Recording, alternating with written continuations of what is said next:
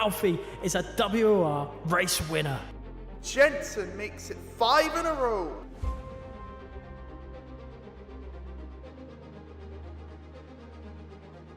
Danny Bergenay wins on debut. Shanaka returns to winning ways in WOR.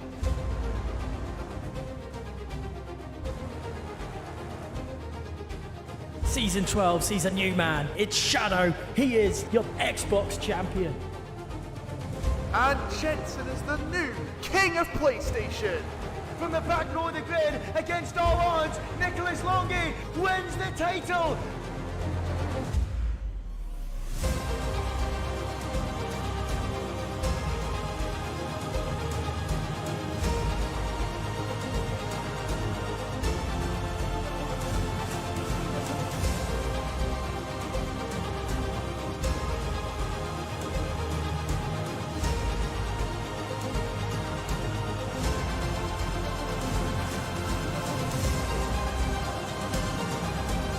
Goes past the safety car. What has gone on here? Bourbon spins. Stunning move from the Spaniard. He's taken out Rambo. Here comes Longy. We're going 4 wide down to turn 1. Oh, and he's taking him out. Tomek to the inside. Shadow wins the Brazil. Absolutely sensational.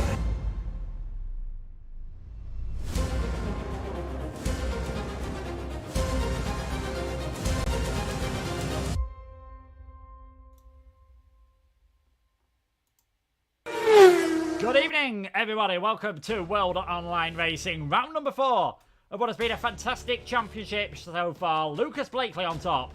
But will anyone be able to stop him on a track that is familiar in some ways and not in others? Yes, it is time for the Australian Grand Prix at the newly reprofiled Albert Park. My name is Luke Etheridge. Joining me in the commentary box for the first time in a while here at WOR is Jack Canaan. Jack, how are you doing? Very well, thank you, Luke. It's good to be back at WOR. The last time I was here was Canada last season, or 2 seasons ago, with Andy, and we had a surprise winner today. So I think, if my statistics are right, that's going to happen today. That's how it works. Yeah, I mean, that is undeniable logic. I don't think we can really argue with that one. Last time out, we didn't really have a surprise winner. I think it's fair to say the weather conditions were quite surprising and caught everyone out. It stopped raining in Miami round about lap 10, but the dry tyres really weren't the best tyre until right towards the end of the race. And in the end, it was Lucas Blakely who took the victory there. Jake Benham putting in a fantastic performance to finish in second place. Jarno Opmeer, he took a gamble. He went for a new set of the slick tyres for the soft tyres. The track really was not ready. You can see the rest of the results on screen there. Stakalek and Will Lewis putting in some brilliant jobs as well. Pedreño, Perigny, West, Miklevcic and Cavaton rounding out the points. So what that has done for the Drivers' Championship, Lucas Blakely has now got quite a comfortable lead as things stand at the moment. He is up there on 74 points. Thomas Ronhaar has 45, Benham 42. Our reigning champion, Nicholas Longy, has 30. Jarno Opmeer has only just managed to get himself up in towards the top 10 of the championship. It's fair to say Jarno's not having things all his own way at the moment, but there were definitely signs that, you know, he's heading back towards his best. Yeah, it's definitely so. You can never count out Jarno at any point in time, and you've got a feeling he's sort of now got more of a fire to start improving, to start pushing towards the front. And I can almost be certain he's going to be near the front here today because he's pulled off some brilliant drives around Australia in the past. Looking forward to seeing how that goes. But yeah, as you were saying, Lucas Blakely, 2 wins from 3. It's looking pretty good from right now. Still a long season ahead for him, but at the same time, he started off well. He's got over a race win advantage already now, which means no matter what happens, he's still going to lead the championship out of here. Yeah, certainly. So this is going to be, it's going to be great. He's going to be leading the championship. As we said, it is a slightly different track, so we'll quickly show you what the track looks like for those who've not seen it, because let's be honest, not seen too many races around there. Main changes are at turn number 6. That is now a much faster corner. There is no chicane at what was 9 and 10. And also turn number 11 has been slightly reprofiled. All these things have done in the name of aiding and overtaking. And it has made it a much faster circuit. But Australia is still not the most loved circuit, I think it's fair to say. Yeah, that's true. I mean, I think the reprofiling may have changed the opinions of it. I suppose in a little way. It was quite hard to overtake, but removing that chicane in Sector 2 to allow them to sort of keep on the throttle up there to help out the overtaking, I think has helped out. But I think even in league racing, most of the time it has been a good circuit for it. But as well as you quite rightly say, it is a tricky circuit to overtake at. Not the most loved. But I think maybe, hopefully, we can change some opinions tonight with how everything might work out. We've seen some great races over the seasons around Australia here. So, yeah, it's going to be interesting to see if we see a safety car up here, perhaps, maybe. There's always no high chance of it around here. But let's wait and see. Who's going to be will anyone bin it? Probably not. They're far too skilled. Yeah, definitely. I think, judging by the few practice laps I did to try to see what the track was like, there are plenty of opportunities to bin it around here, especially if you're seeing a nice little green sector time as you're coming through the final corner, and that's easily done. Juan Pablo Montoya spun on the formation lap around here, coming around the final corner, and even Michael Schumacher in his last year at Ferrari got it wrong, so we have seen quite a few issues. They are just sorting the lobby out at the moment, so hopefully we won't be too much longer. It looks like the crossplay feature, even if we're on the same platform, is unfortunately causing a few problems, but hopefully we'll get that one sorted. We cast our mind back to about a week ago. Things were quite crazy at Miami, and Jake and Jarno were having a really good battle with each other. There were quite a few people saying, well, Jake perhaps should have yielded, but we're extremely early on in the championship, and he's ahead of Jarno at the moment. So obviously, I'd say things are still fair play for those two to fight each other. Yeah, absolutely. I think it's too early on to be sort of making those decisions to who gets track position over who. So the fact that it is within their rights to start to fight this early on. So we don't want to see as well orders come in too early on in the championship. So it makes it more interesting for us as well to see the fights over the course of the day. I've seen some people ask it about why the crossplay is causing a problem. You have to have it on even though you're on the same platform, so which was news to us, so that's why we're having a short delay here, but there's always some surprises when you're broadcasting live. Yeah, well, apparently the issue was that Louis had it on, which forced everyone else to have it on, which then caused the problem. Right. So Louis has now turned it off, so everyone is now jumping outside of the lobby and turning crossplay off again. I only found out where crossplay was in the lobby settings about 5 minutes ago. I had no idea where it was either. I'm going to be honest. We're sort of how things work here. We sort of go for things on the fly. Talking about how qualifying is going to go tonight, I'm sure it's familiar to what a lot of people have seen. It is going to be a full qualifying session, so 18 minutes Q1, 15 Q2, 12 minutes of Q3, with the usual drivers trying out the intermediate tyres for the first 10 minutes of Q1, meaning it will be a proper sprint towards the end, and then a 29 lap, 50% distance race. And so far this season, we've seen it across every league that he's been in. Lucas Blakely seems to just be so supreme in qualifying. He just goes out there, Q1 and Q2, one lap on the soft tyres, job done, easy as you like, and it must be great to have that confidence.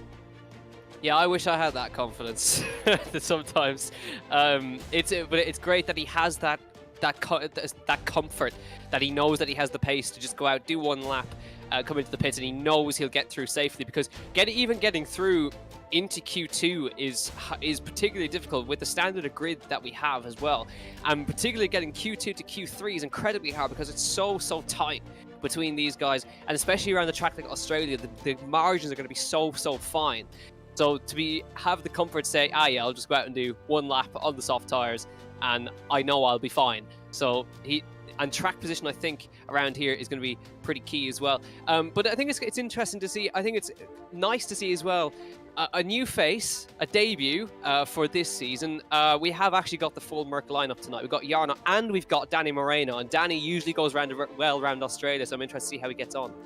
Yeah, talking of the lineup, we might as well go through things. As you've seen on Twitter, there are a few drivers making their first appearances tonight, and we've seen, some drivers are on holiday. Dan Field's still sunning himself at the moment, in case you're wondering why he's not here. He will be back next week. So going through the lineup, this is it pending any last-minute changes. As we know, Williams driver George Dadair has had a few internet issues. Danny Moreno and Jarno Opmeer driving for the Mercedes team. In the Red Bull will be their usual lineup of Tom Manley and Liam Parnell, Lewis Welsh and Alessio Di Capia for Ferrari, Ruben Pedreño, Lucas Blakely in the McLaren. For Alpine, it is going to be Luke Smith, and a first one this season for Ismail Fassi, man who's done great things on the PlayStation platform. We've got Joseph Loke and Caden Lutz, former Season 8 champion here at WOR in the Alfa Tauri, Simon Perignier and Primoz Miklevcic in the Aston Martin, George Dade, provisionally, we believe, is still going to be in the Williams, depending on whether we can get anyone else sorted alongside Ika Baena, Ruben Vallejo, and it's actually going to be Tino Naukarinen in the Finnish driver in the Alfa Romeo, so it'd be great to see what he can do, and Istvan Pukki and Andrei Tarabukin. So a great opportunity for some, you know, newer faces, the likes of Isma, Joseph Lowe, even Caden Lott to show what they can do, and maybe some of the older ones. I mean, I don't think many of us were expecting to be seeing Tino tonight, but be interested to see what he does. He started racing on the F1 game a bit more, but generally spends more time on others, so I imagine he's sort of got the pressure off. It's just a bit of a chance to enjoy himself. Yeah, that's the beauty of a grid like this, where you've got established names against guys who aren't taking it too seriously full time, and those that are trying to make a name for themselves as well. So it'd be really interesting to see who we can, who's going to come out on top, really, because it's a great opportunity for them to show what they can do against the best of the best. So yeah, this is going to be a good grid. So even getting through to Q3 will be definitely an achievement for some of these guys, and getting in the points will be a huge achievement for some of these guys to show. You got a mix of full-time F1 esports drivers, some guys who came through challengers, and some guys who haven't yet quite made it to that level yet, but are quick enough to get to that level. So a very interesting grid that we've got up here, and nice to see Alessio De Capua out in league racing as well, because it's been a while since I've seen Alessio out on last time I saw him was on the previous game, F1 2021, so I'm interested to see how Alessio does in his first race.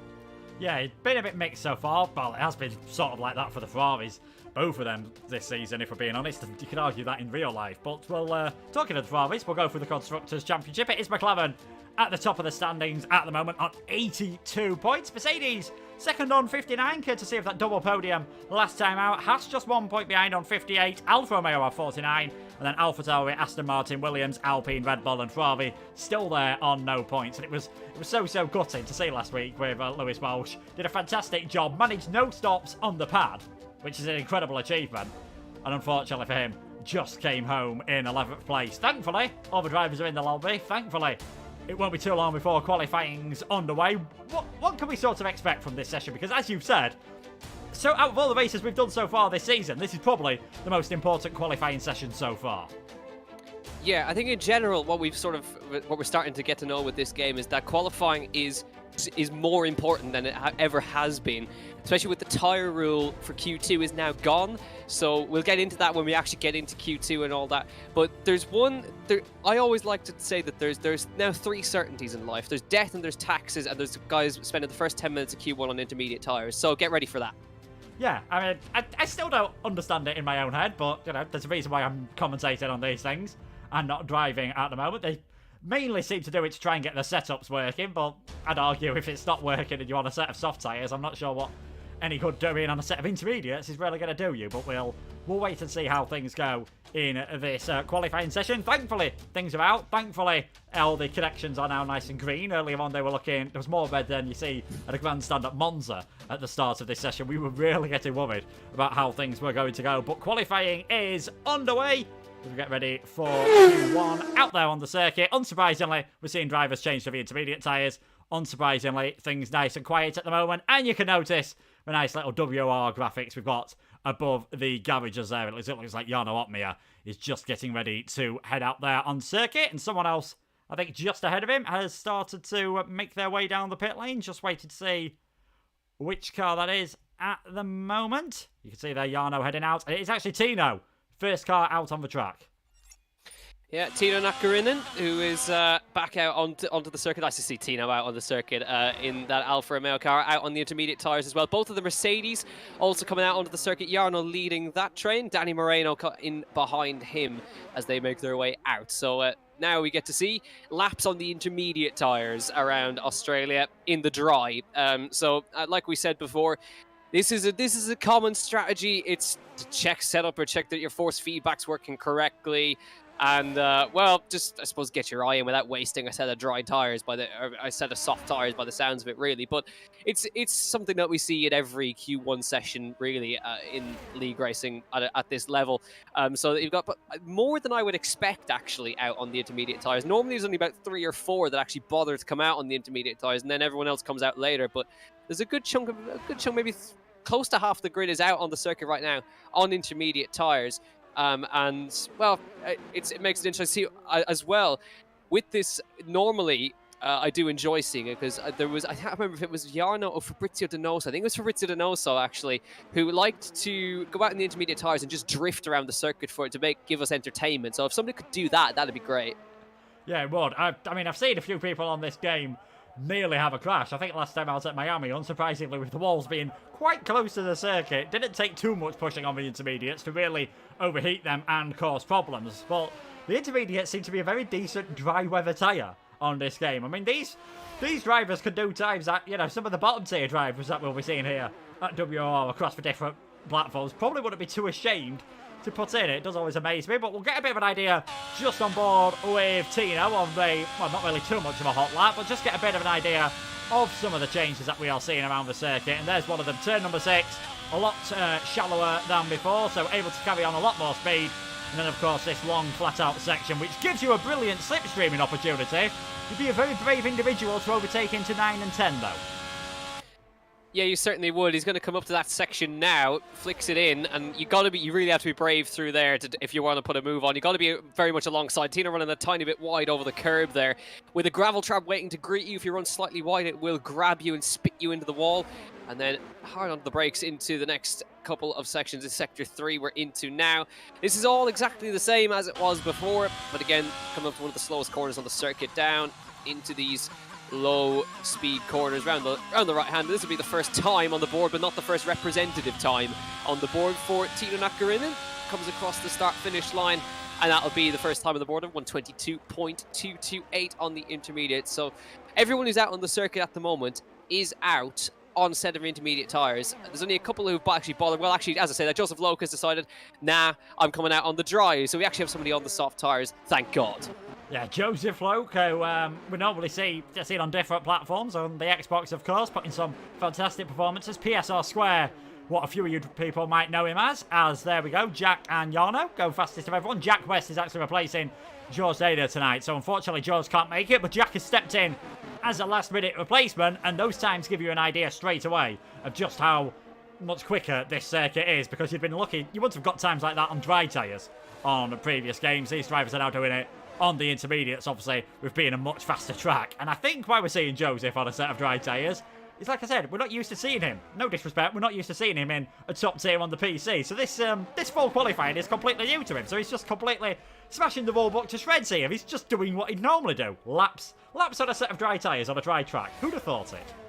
Imagine. That doesn't happen in top tier, but thankfully he's doing it for us. Well, Lewis Welch has decided he's going to join them as well. So Lewis Welch is out on a set of the dry tyres as well. The pad man, who's now on his way out, but Joseph Loke now just making sure he keeps out of the way of those guys who are on quote-unquote hot laps on the intermediate tyres. But he'll be the first, if he decides to go for a lap immediately, he'll be the first to set a time on the dry tyres. Continues to get out of the way. Can get a little bit tight for space around here. You can see the amount of traffic that he had to deal with just even getting himself up towards the line here. He needs to get himself a gap. He has got one now to the two cars in front, and he's got one of the Hasses, which is a couple of corners back, but he should be clear of them by the time he gets through. But he will be the first, I think, to go on a timed lap around here. Actually, no, it's Lewis Welch who's actually managed to get past him and is now the first man who will set a time on the dry tyres, and this will be our first representative time in Q1. Yeah, it will be our first representative time as the Padman sends his way around towards the first sector. 27-1, nice and fast through turn number 6, sticking it in 6th gear, of course, where Pastor Maldonado had a crash 10 years ago. And now you're on to this flat out section, heading towards the chicane at turns number 9 and 10. What can Louis do through this part of the circuit? How brave do you go through turn number 9? You don't want to compromise your run into 10. Be careful on that curb on the exit, it can easily spit you off and send you towards that barrier on the right-hand side. Turn number 11 has been reprofiled. It is a tighter corner than before. Feels like a much more awkward corner than before, if I'm being honest with you. Now getting ready for this final part of the lap. Just took too much curb. Massive slide. Well held, especially on the pad there from Louis. Makes his way around the final corner. That will have cost him a lot of time. He heads towards the finish line, expecting this to be in and around 118, 119 and a 119.069. That final sector I'd say it's definitely the one around this circuit where you can find yourself losing a lot of time. Turn number 11, very tight all of a sudden. And as we saw there, the Ferrari and all these modern Formula 1 cars aren't really a fan of riding the curbs too much. No, they definitely are, and yeah, as you mentioned, well held by Lewis Welch. He's losing the rear through that infamous reprofiled corner. Well, he's lost it a bit more now. He's just gone round in that very fast right-hander on his way into the pit lane. Now, thankfully, he's got it going again, but as you can see, it's very slidey. If you do not get the tyres up to temperature, as you can see, or if you take too much curb or you overheat the tyres, the rear end will just go away from you. But it didn't look like the whole lap just looked a little bit on edge through certain parts of the corners, even through the fast chicane. He didn't look like he was quite on it. He still looks like he's still being quite cautious with everything. But anyways, he's got time on the board, and that's the main thing. So he's on an in lap now. So the man who actually has the track to himself is the Season 8 champion, Caden Lutt, who's back out on the circuit now in his AlphaTauri colours this time.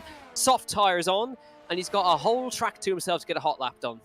Yeah, whole track to himself. Not something you'd normally expect to see in a Q1 session. Australia, about average length for a Formula 1 circuit with the 58 laps. We see a lot of circuits sort of in that low to mid 50s range. As Caden, yeah, really having to work those tyres hard to try and build any type of temperature, trying to get into the heat into the soft Pirelli tyres.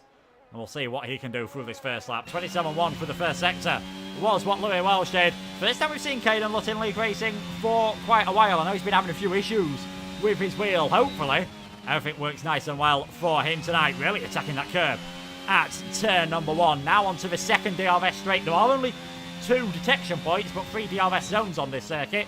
The main straight and this one between turns number 3 between turns number 2 and 3 share the same detection point, and that is probably where we're going to see most of the overtakes. Turn number 1, not really too much of a heavy braking zone. It's all about getting a good exit through there to get a nice run into turn number 3 as Caden Lutt's 2 temps up, but a slight mistake through turn 6.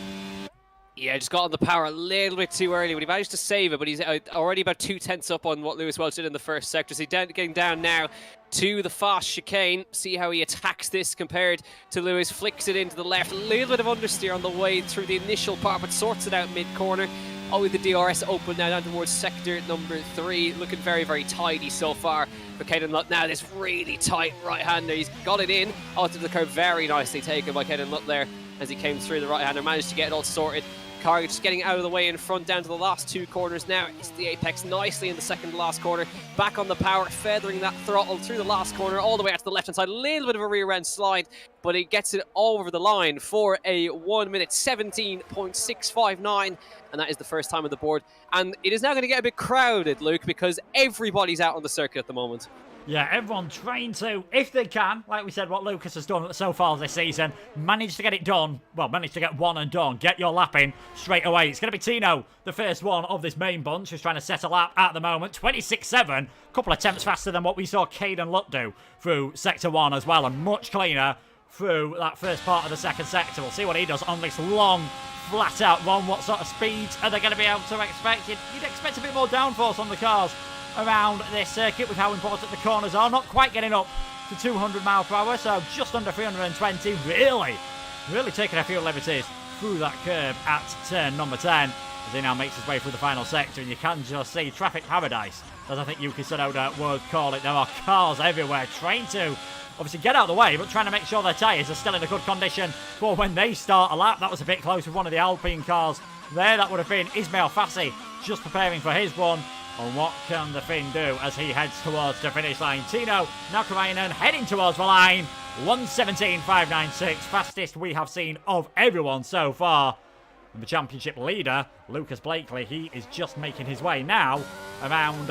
He's just making his way around the final sector. So we'll see what the Scot can do.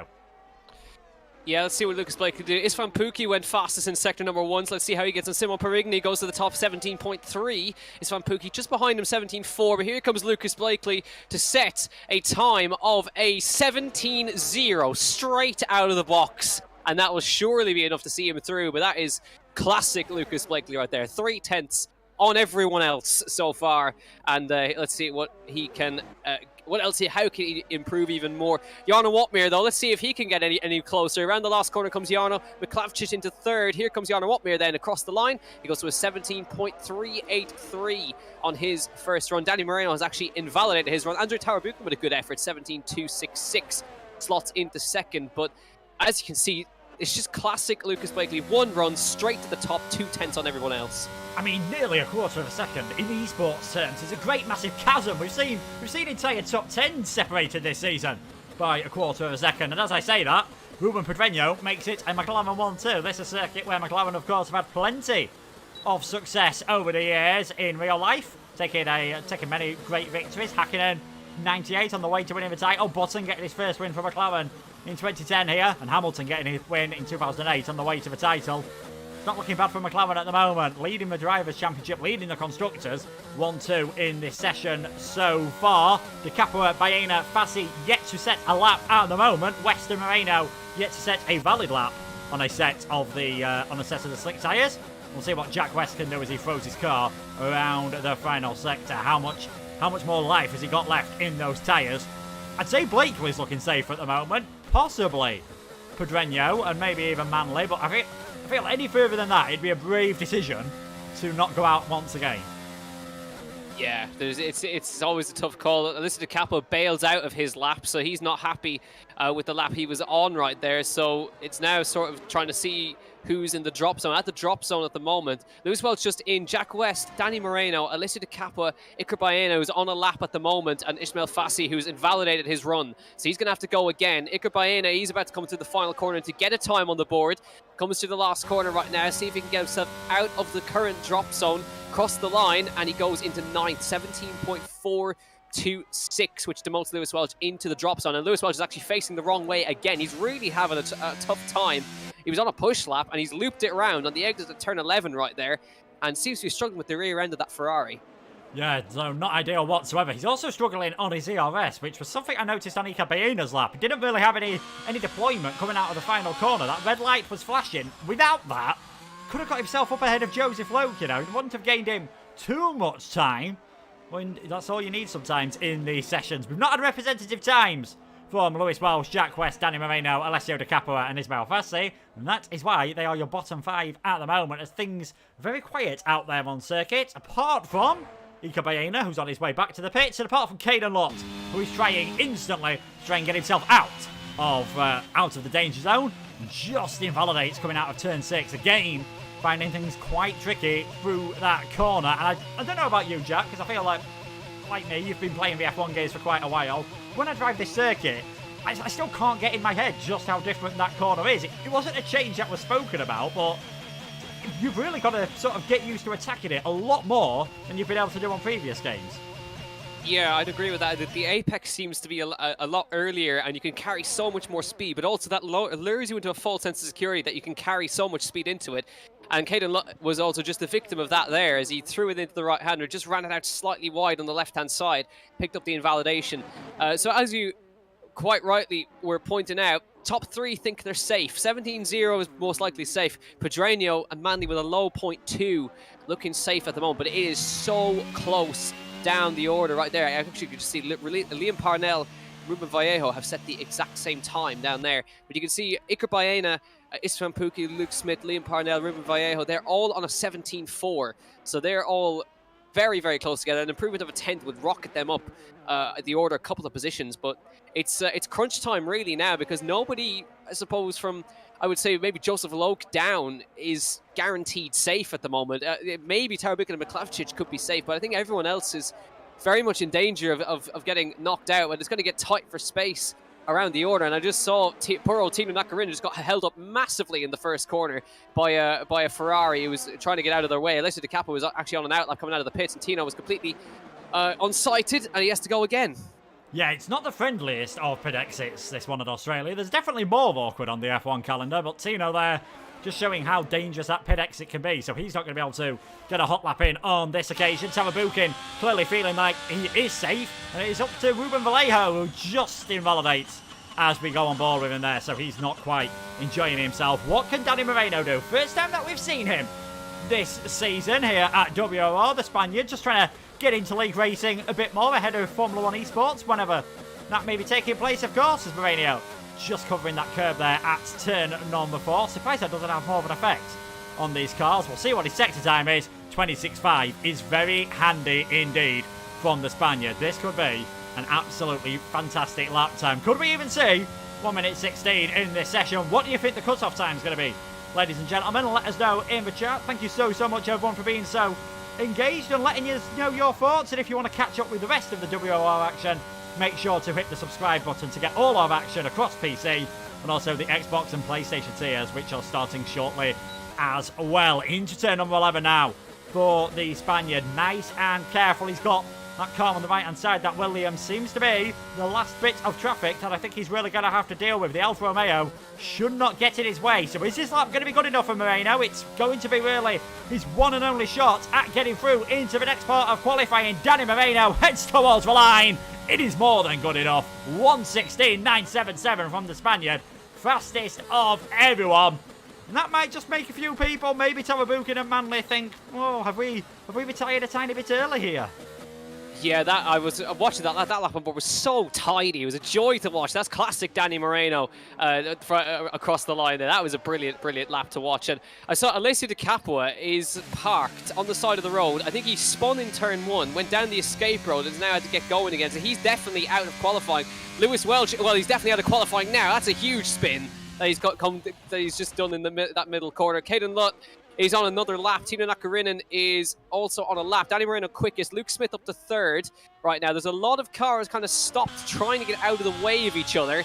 There's a lot of invalidations across the borders. This is going to get very, very tight for space. Ruben Vallejo is currently on the cutoff.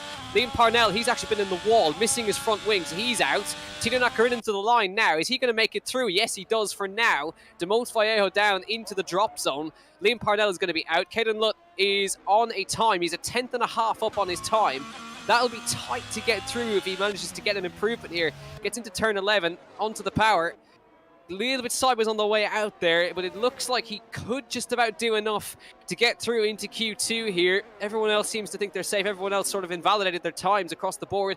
Around the final corner comes Caden Lutt. Can he get himself out of Q1 here in Australia? Comes across the start-finish line, and he doesn't do enough. He improves, but does not make it out of Q1. So that is pretty much all said and done. Everyone else is not able to improve. So your cutoff time was a 17.466. Jack West makes it through, but very, very close. But Danny Moreno, that's a statement right there. Already a 16.9 on his second run.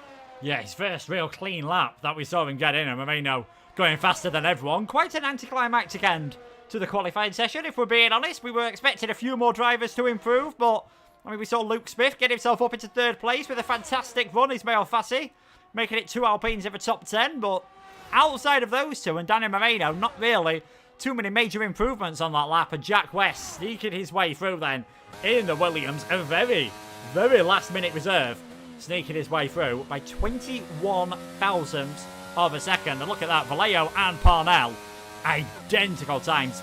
I mean, this is how close we've come to expect things now. I remember once we'd have been shocked by that. Now it's, you know, we see times within thousandths of a second, and we're like, that's expected. Yeah, it is. This is what we're used to, and it's great. It's great to be used to this, to see that the gaps are so small. But as 17.466 your cutoff time, and then well, the gaps are still minimal across the board, with the exception of Danny Moreno on a 16.9. It's about 3 or 4 tenths covering the top 16 there. So very, very tight across the board there. But Danny Moreno, it's great to see him back up the top end, even if it is Q1. Just beating Lucas Blakely by 0.5 tenth of a second. Luke Smith, good effort.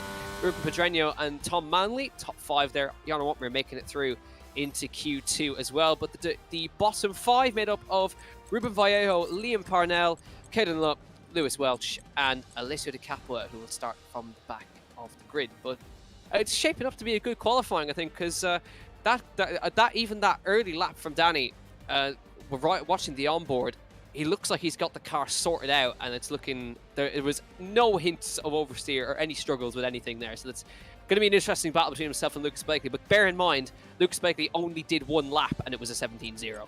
Yeah, I mean, fantastic lap. Kind of what we're saying Lucas do all season. I don't think he'll be too bothered about that at the moment. Someone who might be feeling a bit bothered is both of the Ferrari drivers. Just for whatever reason, it's not gone well for them so far this season, and I think the final 2 minutes summed up their season so far. De Capua getting in the way of Tino, completely accidentally, but would not be surprised to see a penalty for that, and then having a spin. And I think nearly every single lap, Lewis Welsh just finding things quite tough on this game at the moment.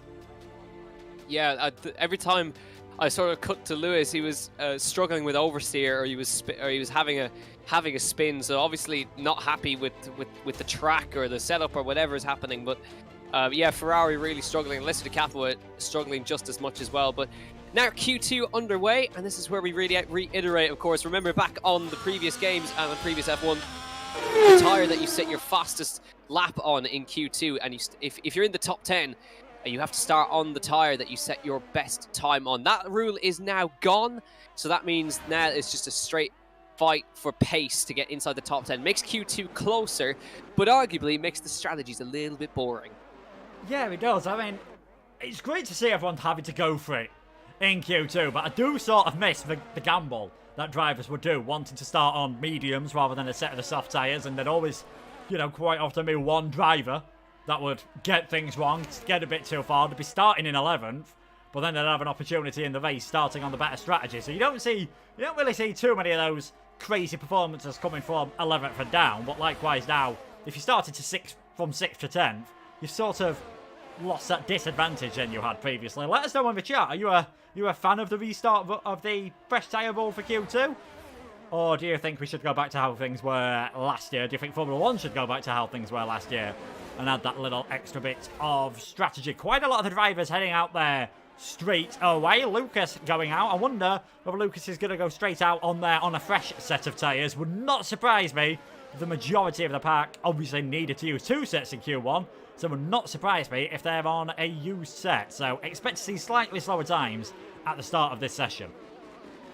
Yeah, it's just you can expect some guys out on a set of the used soft tires as well, because they managed to do one run. So you can expect Blakely and those to still be on the tires that they set their fastest time at Q1 on, just to save another set. Because you always want to have as many soft tires as you can for Q3, as many fresh sets of soft tires for Q3, just to give yourself another chance, just in case you invalidate or something goes wrong. You can slap on a new set and be away with it. So currently Istvan Pukki is currently the first man out on the circuit setting sector times, and of course Tino Nakarinen just behind him as well. But just keeping an eye on how everything compares with everybody. It's a 26.7 for Pedreño, so he's gone about 0.2 quicker than Istvan Pukki at the moment. Just looking at Blakely now, we imagine he's probably on a set of used tyres at the moment. We'll just be able to see how his sectors compare. Comes across the sector time 26.7, so matches the time of Pedreño. So the McLaren's very evenly matched at the moment. They're probably both on a set of the used set of soft tyres, but we'll get the first bankers in nonetheless and see where everybody stands up, and then it'll be towards the end of Q2 that the fun times will start with new sets of soft tyres making an appearance. Everybody out on the circuit at the moment, but Istvan Pukki will be the first man to set the time. Comes across the line now, and we'll do a 17.7 as his first effort across the line. Tino Nakarinen invalidating his run. And Pedreño in behind him will go to a 17.7 as well, 17.737 for him. Miklavčić also 17.7, and then Tom Manley on 17.616 on his first banker effort. Lucas Blakely about to come around the final corner now. Tara Buchan, when he actually dives into the pit lanes, he's happy with that. 17.5 for Tara Buchan on his first banker run as well. But Lucas, I think that probably shows that he definitely was on a set of U's, diving into the pits immediately at the end of his lap. Yeah, I wasn't too bothered about that. Danny Moreno heads towards the line, 17.7 for him. Seems to be a bit of a theme in this session so far. We've got that's going to be Luke Smith. He's heading towards the line. What can the Race Clutch Academy driver do? Also 17.7 as well. So times very consistent on the sets of soft tyres. Wouldn't be surprised if we don't see too many drivers going for these in the race. And you can see there's a lot of, by the time the drivers are getting to the end of the lap, they're on about 30% on their ERS around here. This track has become a lot more important to manage your ERS, because you've lost quite a hefty braking zone and just gained one massive long flat out section. So might see a few drivers struggling with that a bit more in the race, which again could make it just that tad more hard to overtake or defend, depending what situation you're in. Yeah, I think it's a feature that might have caught some people out with the the new reprofiling. You're on the throttle for a lot longer, which means you're using a lot more of your battery. Just had a couple of invalidations there. Ikabaena invalidated his previous run. That would have been good enough for second for now. And a 17.596 was his previous run, and he's just invalidated his other run as well. But I'm sure he's going to dive into the pit lane straight away, and he does indeed. Simon Peregni as well. He also did a 17.5 as well. It would have been about second or third. So everyone's very evenly matched on these sets of tyres. The only man who's on a push lap at the moment is Joseph Logue, and he's gone quickest in the first sector for now. So let's see how he gets on. He invalidates coming through turn 11 and 12. So that's going to put an end to his runs. It's very, very marginal around here at Australia. But now everyone who's done a run maybe on a U set of tyres coming into the pit lane, and we'll have runs on new sets very shortly. 9.5 minutes to go, so loads of time. Might be a bit quiet out on the circuit for a little bit, but Andrew Tarabukin with 17.5 on the first effort, and what was probably a U set of tyres is a good effort. Yeah, definitely. Very, very good lap from him there. Tom Manley in second. We've seen Tom up towards the top in a lot of qualifying sessions so far this season, but his only points came from the sprint race in Bahrain. Things didn't really work out for him well in the main race with a disconnection, and I think they might actually be the only points Red Bull have got all season. Tom definitely having the pace over his team boss at the moment, Liam Parnell. So we'll wait and see if Tom can get into the top 10 and if he can secure a few more points. It's pretty quiet out on track. As you said, a few cars now starting to head out on outlaps once again. Someone who's gone for something a bit different, just changed the program slightly. There's always one or two drivers who like to do things different and like to go out on different one programs. Is Ismael Fassi, the Spaniard, who, again, as we mentioned, has seen a lot of success on the PlayStation platform. He's still sort of half transitioning over towards the PC. Let's see how he does around here, coming around the final corner. A hot lap of Albert Park then, on board with Fassi towards the chicane at turn number 1. 200 miles per hour, thanks to DRS, about 320 kilometers per hour. Change it up to 6th gear as you're flat out through turn number 2. Now heading towards number 3, a very tight corner, scene of many massive accidents over the years. Brundle, Villeneuve and Alonso, all drivers who have gone airborne heading into that corner. Baz has kept things nice and clean at the moment. We'll see what his sector 1 time is like. 26.713, again suggesting that this is probably on an older set of the soft tyres. And now this long flat out section that we were talking about, your battery just drains at this part of the circuit. Get ready to spot your braking point for turn number 9. Just the marker boards of the palm trees coming into view. Flinging it over the curb at 9 and 10. Watch out that you don't invalidate there. That was almost inch perfect from Fazzi. Now in towards turn number 11. Much tighter corner than it has been in previous years. So probably a place where we're going to see a few drivers go for a late dive with the assistance of the DRS through into turn number 12. Sling it over to the right hand side to get the best possible line through turn number 13. Just play on the throttle through 14. Make sure you're modulating that right foot. Make sure you're not getting too much on the curves.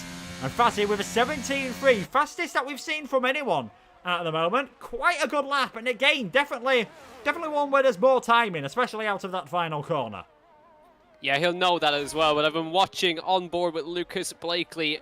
Purple in both sectors, 26.4 in the first sector and a 44.0 in the middle as well. So that's about 3/10 up on Ismael Fassi at the moment. So let's see if he can hook this final sector together. This is going to be right around the realm of what he did in Q1 as well. Maybe a little bit quicker again, a little bit fighting with the cars in the final corner, but he comes across the line now to do a 16.768 for Lucas Blakely. And again, his first run, he pulls that out at 16.7. That is a marker thrown down by him there. Now, there's a lot of fast times now. Primož Michalčič, 17.2. Jarno Watmir is on a flyer of a lap as well in second number 2. They're really quick in the middle sector there for Jarno Watmir. So this is all about getting in the top 10, remember. So we're waiting to see what everyone else can do. Danny Moreno crossing the line now, and he'll go to 16.9. So it's very, very close. Pedreño 16.9 as well. But again, Blakely with that advantage, 10.5, 16.7.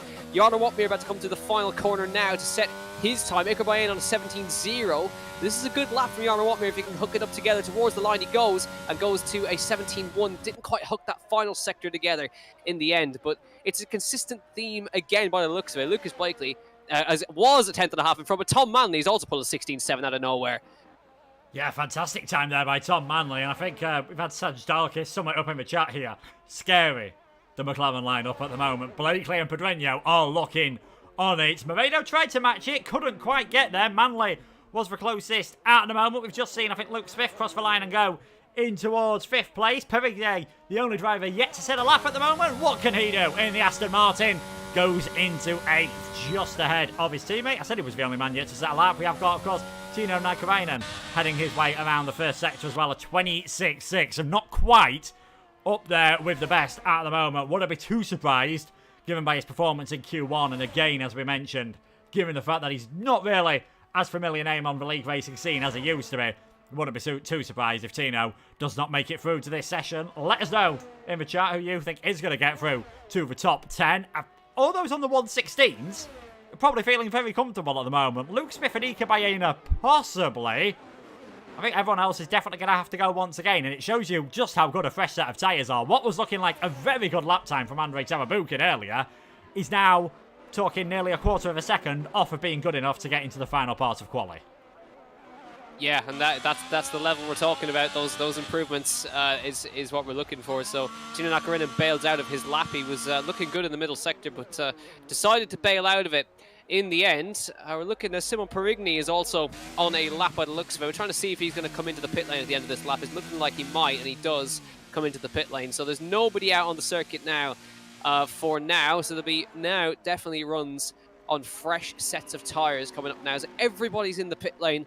Calm before the storm. I would imagine Lucas Blakely and Tom Manley are definitely safe. Well, Tom Manley thinks he is. He retires from the session. We got one car making their way out of the pit lane now, but you would say probably everyone from sort of Luke Smith, Iker Baena down are in trouble, you would say. But it's very, very tight to call who's going to make it through. Only one car has actually come out onto the circuit for now. Andrei Tarabukin now on a fresh set of tyres, and we'll see what he's able to do now. But he was on a 17.5 on his initial run. Let's see if those fresh tyres are worth half a second, because ideally he needs half a second to make sure he's safe. Yeah, of course, the driver, falling down by his odd game attack, 1 second. If he somehow finds 1 second on this lap, that would definitely wake everyone up and would have put him faster by 0.2 of a second. But we are seeing more retirements. Pedreño and Moreno. Lucas Blakely hasn't yet, and we've seen Lucas do this before. Be quickest of everyone, but just head out on a used set of tyres, get a bit of a feel for the car a bit more, get a feel for how the track conditions are evolving.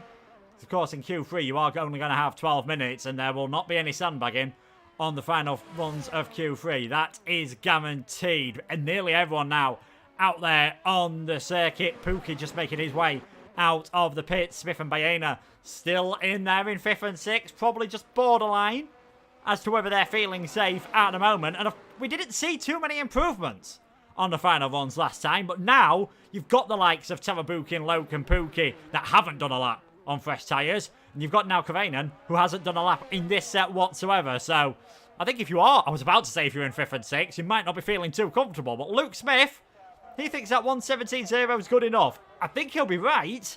Might be a bit of a nervy wait, though. Yeah, that is a nervy call. Lucas Blakely decided to come out again, so he's on an out lap at the moment, but I doubt he's going to finish that lap.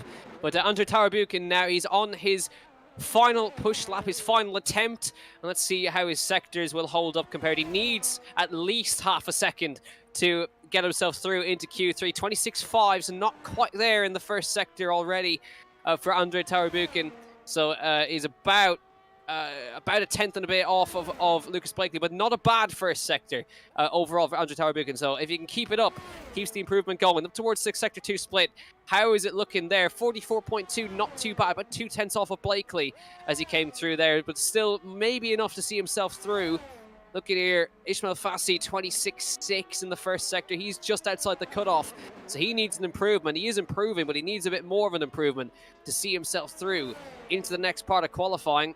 But it's going to be very, very tight across the board. Tarabukin now into the final two corners, flings it through the right-hander. Is it enough to see him through for now? Little wiggle coming out of the final corner for Tarabukin. Is it enough to get him through into the next part? For now, it is a 17.086. Just pops in front of Iker Baena. That now may be safe, but it depends on who else can string together an improvement in these final few seconds of qualifying. Joseph Loke now next across the line, gets a huge chunk of oversteer coming through the final quarter that may compromise his run. Gets across the line, and it does in the end. Ishmael Fassi across the line. Now he gets into 5th. Good effort, 17-0. So, it's a bit of a nervy wait for Luke Smith now. Everyone's doing 17-0s. Yeah, he is. Maybe that little slide from Joseph Lowe might have cost him. Jack West just shoots himself in towards 10th place. But now Primoz Miklavčič, he's made a mistake. He won't be improving. And Simon Perrinier has invalidated towards the end. So those two are out. Istvan Pukki, I think, alongside Tino, might be the only two drivers who can make any headway in towards the top 10 at the moment. Tino comes across the line, 4th place, pulls it out the bag at the end of Q2. What can Istvan Pukki do? He only goes up into 14th, and that is, I believe, going to be that. Yeah, Primoz, well, he's pushing quite hard at the moment. He's pushed himself towards the wall there. Big slide coming out of turn number 5. I don't think he was really on a hot lap. That might have been a bit of frustration there from Miklavčič. He is out alongside his teammate Perrinier, as is Jack West. Istvan Pukki and Joseph Loke, the other drivers, failing to make it through as Lucas Blakely. 1:16.683. He thought, you know what, I've got a spare set of fresh tyres from Q1. I might as well just use them now, just to show everyone, in case there was any doubt, that first lap was not a fluke. Blakely on top once again. Manley, Pedreño, now Karainen in 4th place. I mean, fantastic lap from Tino there. Got to be honest, that has surprised me. He's still got it, hasn't he? Tino Nakarinen out of nowhere with a 4th place finish in Q2, but gets himself through to Q3. Really solid effort, 16.9 in the end. But as you can see, Lucas Blakely, again, he's got a 10th in hand. Tom Manley, Ruben Pedreño, Tino Nakarinen, Danny Moreno, and Yaron Watmir, both Mercedes through to Q3. Ishmael Fassi, again, great effort, gets himself through to Q3 as well. Luke Smith through, Andrew Tarabukin makes it through, and Iker Baena sneaking through on a 17.096. Out in Q2 then is Jack West, Simon Perrigny, Primoz Miklavčič, Istvan Pukki, and Joseph Loke, who do not make it through. But as you can see, very, very close again. 17.0 was the cutoff. And remember, the cutoff time in Q1, 17.4. So it's getting quicker and quicker and quicker. But as you can see, Lucas Blakely doing that final run for fun, 16.6. So there's a huge task ahead for the rest of the grid, but looking very, very likely for a Lucas Blakely pole position. But again, somebody may be able to swing a surprise. Tom Manley looking quick there. Yeah, definitely. Tom looking very quick. We'll be back for Q3 right after this short break from our sponsors. See you in a moment.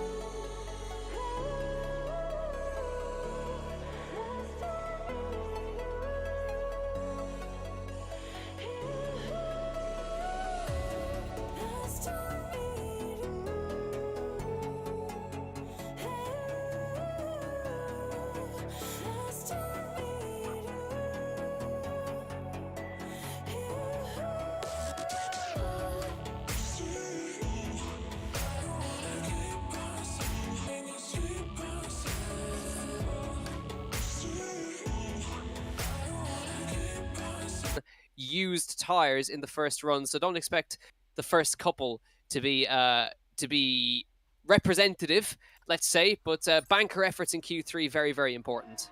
Yeah, apologies for that, folks. It looks like someone started very briefly streaming over my screen key, which caused some slight worries for a second there, but we are back live with Q1. Well, Q3, I can tell you, so we are back. Apologies for that one. Thankfully, you didn't miss anything, as yeah, the drivers now just making their way around the circuit. It is going to be Ruben Pedreño, first one there to set a hot lap. So we'll see what the Spaniard can do as he makes his way in towards Q1. Nice and steady from Pedreño at the moment through that first part of the circuit. And again, a bit like we saw in Q2, these are probably going to be on an old set of tyres. Yes, more than likely.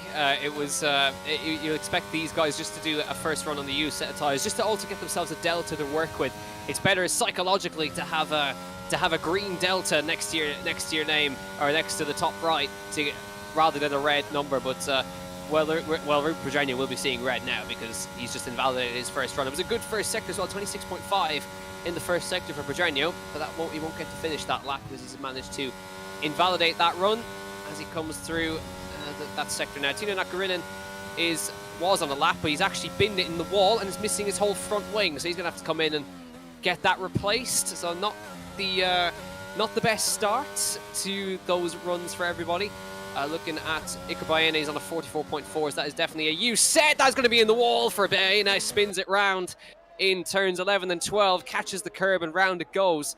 So very, very sketchy first runs for these guys. I don't think anybody's actually made it to the end of their lap just yet. Andrew Tyler-Buchan's just begun his lap.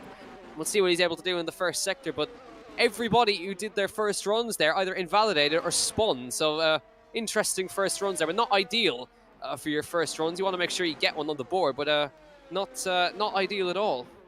Yeah, definitely not ideal. You do want to set that first sort of delta time in just to get it coming up on your dashboard so you feel all nice and happy later on in the session. Tino's done a 1:30.952. Not really, the most representative time. You would be expected, obviously, to see a lot faster than that. Andrei Tawabukin making his way around the final sector now. Once again, apologies for the issues, folks. We are trying to get these sorted in the background right now.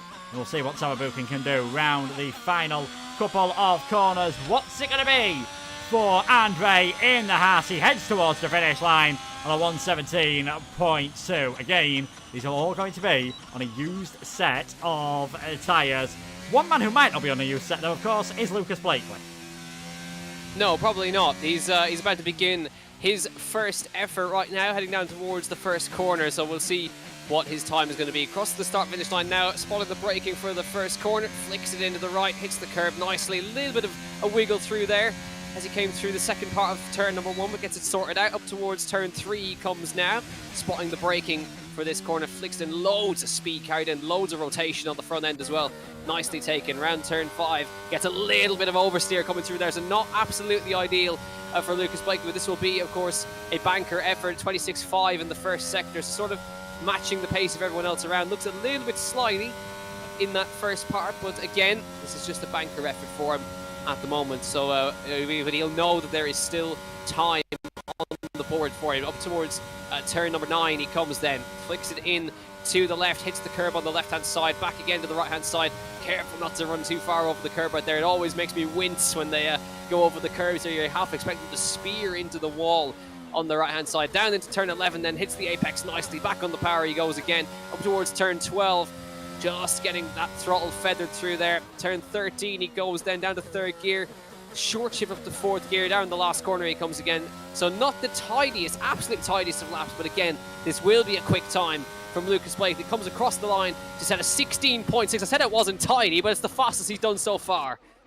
Yeah, definitely not too bad at the moment. You can definitely say that one there from Lucas Blakely. 1:16.632, fastest we've seen so far. Jarno Opmeer doing a 17.5. Interested to see what Danny Moreno can do on his lap as he makes his way around the final corner. Not really the cleanest of runs through there. Moreno towards the line, 16.866, so just over 0.2 of a second slower than what we've seen from Lucas at the moment. Ruben Pedreño, he's on a hot lap as well, 26.591, just over halfway through the session. Blakely Manley now up in towards second, and Moreno your top 3. What can the young Spaniard, what can Ruben Pedreño do as he makes his way in towards this final sector of the lap? He's looking good once again, is Lucas, but I'd say Danny can definitely find a bit of time, and you never know. Last week we were writing Jarno off, and his final lap in qualifying was nearly good enough to get pole until his teammate Jake Benham came along. So do not be surprised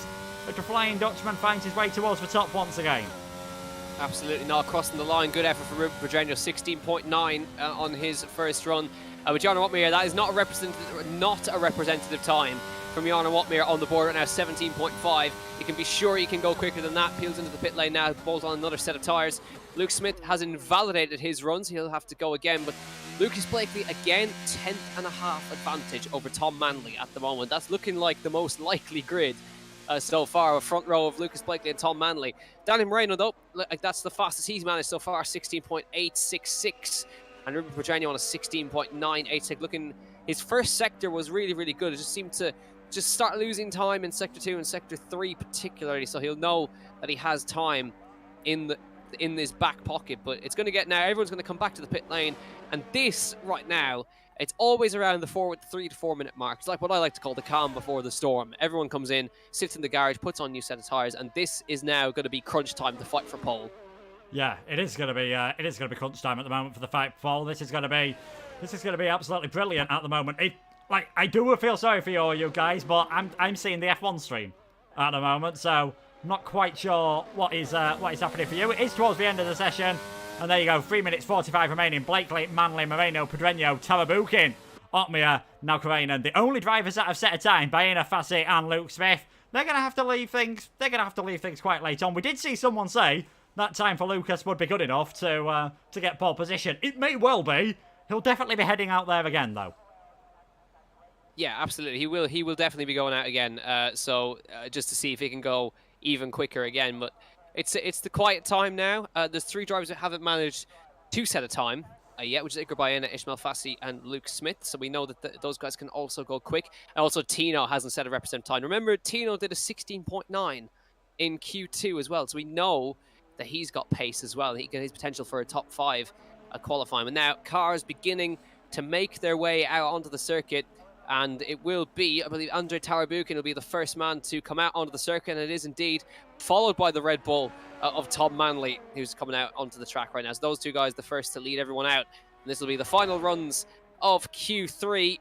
Andrei Tarabukin now 17.2 on his first time. Let's see if he can improve on that top 5 at the moment. And Tom Manley, he's got the pace. Can he break into the 16.6s? But you sort of fear that Lucas Blakely has got even more pace than he's showing right now, 16.632. And I was riding on board. That lap was not absolutely optimal for Lucas Blakely, so I am certain that Lucas Blakely can go quicker than that. Yeah, same. I think we could see a bit more time from Lucas at the moment. He is, of course, we know how quick he is. We don't have to tell everyone how quick things are at the moment from Lucas. He's absolutely brilliant, so do not be surprised if he does find a bit more time. Again, don't be surprised if the Mercedes manages to work their way up there either. And possibly, as we've said, the Red Bull of Tom Manley. Someone who we've sort of not mentioned too much so far in this stream, but it was right towards the top of the order in Q1. He was right up towards the top of the order in Q2. And can the man known as Shadow, the man who took a victory here on the Xbox platform last year as they didn't race on the PC platforms due to the various desync issues that the game had, can Tom Manley do a superb job here? Can he get himself on towards pole position this lap? If he manages to improve, he's going to have to be inch perfect. What can Shadow do for his final run in quali? This is a big lap for Tom Manley. Shadow, as he comes now towards turn number 1, flicks it into the right, maybe a tiny bit wide, but again, he carries the speed necessary through turn 1 right there, but not absolutely optimal. But then again, let's see if he can pull it back in the next part of the lap, down into the next part, gets the apex nicely there, back on the power, feathering that throttle nicely to the next part, over the top of the curb, flicking it back to the flat out right through the next part. Now coming through the next re-profiled corners, 26.4 in the first. So that is a great first sector from Tom Manley. He's gone a 10th quicker than he did before and is the fastest man in sector number 1. So Tom Manley, he needs to keep this together. I'm also keeping an eye on what Lucas Blakely will do in that first sector. Coming up to that sector split now, his sector time is at 26.4 as well. It's very close, but it's not as quick as Tom Manley. And Manley, again, quick in sector 2 on that first run through. So about 0.02 of a second to the good is Tom Manley at the moment. Down to turn 11 he goes, hits that apex, onto the power he goes now. Very nicely done by Tom Manley. Let's see if Manley can stick it on pole around Australia. Blakely's going to run him close though. This is going to be a great fight for pole position. Here comes Shadow then. Manley around the last corner. Has he hooked it up together? Up towards the start-finish line now. Can Tom Manley put it on pole position for Australia? He can provisionally. 16.5 for Tom Manley. Can Lucas Lucas Blakely beaten is the question. It's a mega for middle sector from Lucas Blakely, 43.9. He's 800s up on his best. This may be enough. It needs to be perfect though. Lucas Blakely up towards the start-finish line now is enough to steal pole position here in Australia. It is a 16.4 for Lucas Blakely, and he steals provisional pole position. Can anybody beat that? It's going to be very close. Nakarinen 16.7. Great effort from Tino Nakarinen. But Luke, I'm looking at Danny Moreno. He's running these two very, very close in that middle sector. Only less than a tenth off of them. Yeah, Moreno's flying at the moment. What can Yoda want me to do? Reigning esports champion can only get himself up in towards 6th place, and it is all going to be about his teammate. Can he find some time in the final sector to get himself onto the front row? Can we see Danny Moreno get pole on his debut this season? He loses out quite a lot in the final sector in the end, and it is only 6th position for Danny Moreno. But Lucas Blakely, he was pushed hard in that session, and he takes pole position once again this season. Tom Manley alongside him. Lucas, the first double pole runner this season. Manley alongside him. Ika Baena there, 3 attempts off a pole position. We've seen the entire top 10 separated by that before. He is now into 3rd place. Tino Nakarinen in 4th. Pedreño, Moreno, Otmia, Tarabukin, Fassi and Smith failing to set a lap time from Jack. What was an incredibly dramatic end towards qualifying. And, in the end, those top 2 seem to be the class of the field at the moment. Yeah, I mean, that's a huge gap. 0.3 of a second to the next closest car, which is actually massive when we're talking of a grid this level. But it was exactly the front row that I think we predicted. Was Blakely on pole, Manley alongside him. But again, Tom Manley, really great performance overall there. And everyone else behind them was very, very closely separated overall. So we are in for a really good race here, I think, with these two. But again, Blakely versus Manley seems to be what we're looking at for this race right now. They're very evenly matched, less than a tenth of a second between them. It's going to be a grandstand, I think, but Manley needs to get the jump immediately because overtaking around here is going to be very, very tricky. We know now these races follow sort of a formula. It's going to be a little bit of a train for the first part of the race, but as soon as we get into the pit stop is going to be so crucial. Who can look after the tyres better, because the strategy is going to be very similar. Yeah, strategies, like you say, are going to be very similar. No formation lap because of an issue with the tyre temperatures on the game, so that could make things a bit interesting in towards turn number 1. And a reminder of the track that the drivers will be going around tonight here at Australia, Melbourne, Albert Park. 14 corners, reprofiled circuit, 3 DRS zones. You'd expect turn number 3 to be where you see the majority of the overtaking action. The drivers now just picking their tyres. We can see quite a lot of medium sets on their way in towards the pit lane. I'd expect here, as we see around most circuits, you'd expect things to be a one-stop strategy. But as you mentioned right at the start of the session, Jack, there's always that possibility of the safety car. Drivers might want to try something different. If you're at the front, you might think about going for a faster tyre early on, just to try to build up a bit of a gap to ensure that, if there is an early safety car, you're a bit more covered. Yeah, I think we've seen that done before as well. Just even earlier in the week, Marcel Kiefer tried it in another league as well, and it nearly worked out. But it's you need to make them work early. You need to make track position early, and if you have track position, and maybe you're starting further up the order, and you decide to start in a softer compound, it could work. But you also need to make sure that you build a huge gap, which is very, very hard done in a grid of this caliber. So I'm expecting the guys towards the front, probably similar strategies, but somebody in that top 5 might decide to go for something different. But like I said, it's going to be tricky because nobody has tire temperature going into turn 1, so this is going to be fun to watch. Yeah, no heroics into, I don't know if turn 1 Australia has a name, but definitely don't want to be seeing too many heroics into there then, as we've got the 5 lights coming on here at Albert Park. They go out, and round number 4 is underway. You can see everyone just struggling to get some traction there off the line, but it's a decent start from Tom Manley alongside Lucas Blakely. In towards turn number 1. Can he hold it off around the outside of number 2? Lucas has just got his nose ahead, but it's going to be a straight drag race between the Red Bull and the McLaren on the run down then towards turn number 3. Blakely on the outside, Manley on the inside. And it is Lucas who comes out on top. Tino Nakarinen trying to get himself now ahead of the Red Bull driver. Very intelligent driving from him, as it's already a 3-second time penalty for Tom Manley and for Joseph Loke as well. What on earth have they been doing in the first few corners? Blakely, Nakarinen, Manley, Baena, Moreno, Pedreño, Otmia.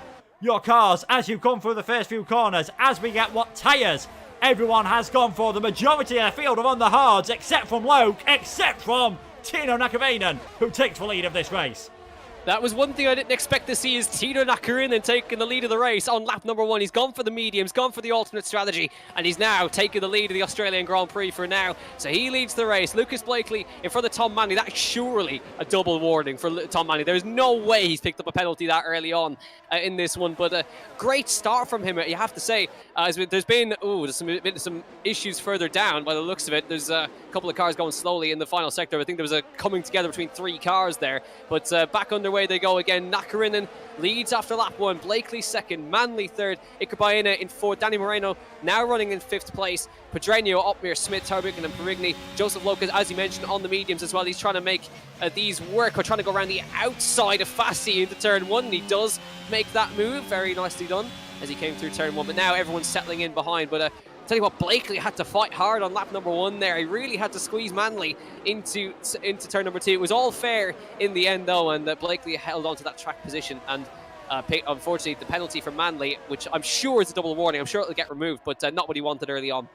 Yeah, wouldn't even surprise me if it was a triple warning, to be perfectly honest. Him and Loke both getting penalties on the same corner, less than ideal, but we'll see how things go for them. They're all managing to stay in contact at the moment. The entire field has stayed together, and this is obviously good news for those that are on the harder tyres. Tino and Joseph just trying something different at the moment, and why not? It's certainly working out for Tino Nakavainen at the moment. Superb stop, got Baena off the line, brilliant driving to get ahead of Tom Manley coming out of turn number 4, and then just out tractioning Lucas Blakely and getting him in the slipstream. Not burned up too much of his ERS. Surprised he hasn't tried to get out of that all-important 1 second window. First time they'll be able to use DRS is on the run down towards turn number 11 next time around, because of course the detection points for this straight and the next one are before turn number 1. So now Karainen not with the fastest lap of the race, because Blakely takes it off him at the moment, as straight away Joseph Lowe doing what he needs to on those medium tyres. If you're on the mediums, you've got to go hard early on. There's no point getting stuck in this train.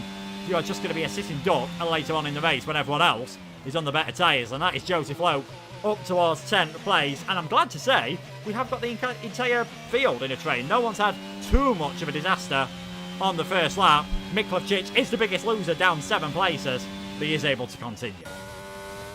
That's the main thing. Everyone is in the DRS train. So the only man who actually doesn't have DRS at the moment is the man at the head of the field, which is Tino Nakarinen, who hasn't managed to break out of that DRS, but he hasn't been pushing. He hasn't been using his ERS. And like you mentioned, Luke, ERS is a precious commodity around Australia. So he's still saving that ERS and still maybe trying to eke out the life in those tyres for now. But Blakely, as you can see, has DRS, as does everyone else. So it's going to be tricky for him to get away. But he also has saved the battery. As you can see, he's got 75%, which is exactly the same as Lucas at the front. So Tino is not pushing. He's saving that battery charge, and he's saving those tyres to allow himself to have a chance at a push later on to maybe eke out that gap a little bit more. But he's definitely in saving mode right now and is looking after those tyres. But I am surprised that he didn't push earlier on to try and break the DRS. But again, obviously he has a plan in mind. He might be pushing, and it might just be that Lucas is able to stick with him at the moment, because we're seeing a few splits in the field. Danny Moreno has just managed to burst his way past Iker Baena with the usage of DRS, so that is the Spaniard up in towards 4th place. But you can see Tom Manley was close to dropping a second behind. Moreno making up his own line there. That was one of the corners that has not changed on this circuit, so we've definitely got a warning around there, and we've had it confirmed in the chat that it was actually a triple warning for Tom Manley. Would not be surprised if that was the same for Joseph Lowe either, and maybe even Lewis Wells getting a warning there as Iker Baena right underneath Danny Moreno at the moment. He is going to be ahead before the turning point at turn number 9, so very well done on the ERS there from Iker, just using a bit more, and that is the Spaniard back up, ahead of his fellow Spaniard. Baena and Moreno battling for 4th and 5th, but you can just see what being outside of DRS range has cost them. They're already nearly 2 seconds behind Tom Manley, as that is Joseph Lowe getting the move done on Andrei Tarabukin. The Haas driver unable to fight back. Loke up in towards 9th place. His teammate Caden Lutt at the moment is in 15th, and the front 3 just driving away. This is looking very good for Nakarainen and Blakely and Manley as we work our way onto lap 5. Yeah, now Baena's 2 seconds behind Tom Manley, so he's going to have to work hard to get back up to those guys, but they've lost it just with that small moment They're struggling now, so there's a big train from 4th back to last at the moment, and everyone and the top 3 have managed to get away. As there has been an issue for Caden Lutt. He's backwards in turn 1, unfortunately. So that's the first spin by the looks of it. I don't know if he's had contact or anything, but facing the wrong way in turn 1, and he's now dropped to the back of the field. So unfortunate for the Season 8 champion returning onto PC, but he's now going to have a lot of work ahead of him to get back up to those guys if he's able to do that at all. Now we definitely need a safety car, but 2.2 seconds to gap to Ikerbayan and Tom Manley, so they've basically got no trouble at all. So the top 3 can sort of settle down a little bit now and run their own race up the front. But Tino, of course, on a different strategy, has now used a little bit more battery, as is Tom Manley. Tom Manley down at about 30% battery compared to Lucas on 70%. Tino's still doing well with 60%, and he's, of course, leading that train. So he's still in tire conservation mode, still in ERS conservation mode, thinking about what he needs to do next. But Lucas Blakely, you have to say, he's controlling this very nicely. He stayed with them on those hard tires and is barely using any ERS as well. So he's in one of the best positions. But it's getting a little bit tight for comfort down in about 16th, 17th place. There's a big old cluster coming through the final corner there. These guys trying to work themselves out here.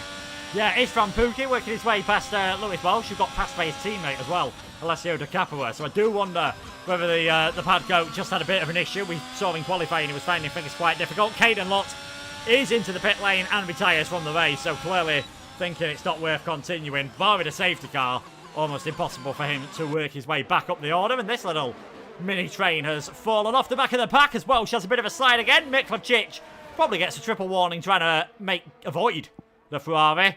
And there we go, Miklavcic into 18th, Welsh into 19th place at the moment. And it is looking good for Blakely. He's just sitting in the wheel tracks. There's a bit less dirty air than the previous game. Not quite the same percentage change as there was in real life, of course. Trying to make things feel a bit more like they do in the real Formula 1. And I have seen a few people ask how we got WOR on the graphics. Ask Josh Merrin. He did some magic with the game files. And here we are having WOR on Grid Finder around our circuit. So very well done to him. Indeed, and very well done from these front 3 to just build that gap at the moment. Baena, he got overtaken by Danny Moreno, and since then, managed to get the move back, and since then hasn't really looked like he's been challenged, as has a spinner out the final corner. And that is Lewis Welsh, the pad man, feeling a bit more like the sad man at the moment. It has not been a good day in Albert Park for him. It's not been the best day for Jarno Opmeer either. He's just stuck behind Pedreño. He's been close on a few occasions, but we always say it's bad being 3rd man in the DRS train. He's the 4th man in the train at the moment. Just not really able to find a way through, and he has got to go a long way in this race on this set of tyres, of course, to make this strategy worthwhile. Yeah, and as well, Joseph Loke had a huge moment through that fast right. So he's in the same train, and he's arguably in a worse position because he's got he's on the mediums. He needs to get past these guys, but he's stuck in the DRS train. Now, again, he has got plenty of ERS to use, but you got to be pretty sure to make an overtake here because it could cost you a lot of time if you get it wrong as they come up to turn number 9. With a big oversteer moment through the fast right-hander, but managed to sort it out and is now trying to get up to the back of Luke Smith, who's following Jarno Opmeer, who's following the person in front, etc., etc. So it's a big, long train that they're stuck in right now. This is exactly the phase of the race which is consistently followed in every single league race. This part of the Grand Prix where everyone is just sitting, conserving tyres, conserving ERS, and then once we get to pit stop phases, it'll all kick off. But you can just see now Lucas Blakely, Tino is going to move out of the way for him, so Lucas Blakely moving through, Tino going to slot in behind him, so he's sick of leading, and he's now going to just follow Lucas Blakely this time. So interesting call.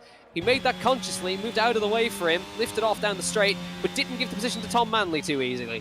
No, I was a bit worried whether he would get overtaken by Tom Manley, actually, for Tino's sake there, because it is 2 zones of DRS, but there is the 1 detection point, a bit like we see at Canada and Mexico, so Lucas was able to pull away without any worries, and we'll see whether Lucas has got the desire at the moment to build a 1-second gap. Judging by the fact that he's going on overtake, coming out of turn number 6 and 7, I think he's pretty keen to just build that gap up at the moment and to try and get away and maybe, just maybe, make a decisive move in this race. We are only on lap 8 out of 29, but leading the race on the hard tyres, driver behind on the mediums, driver behind him has a penalty which may well get removed.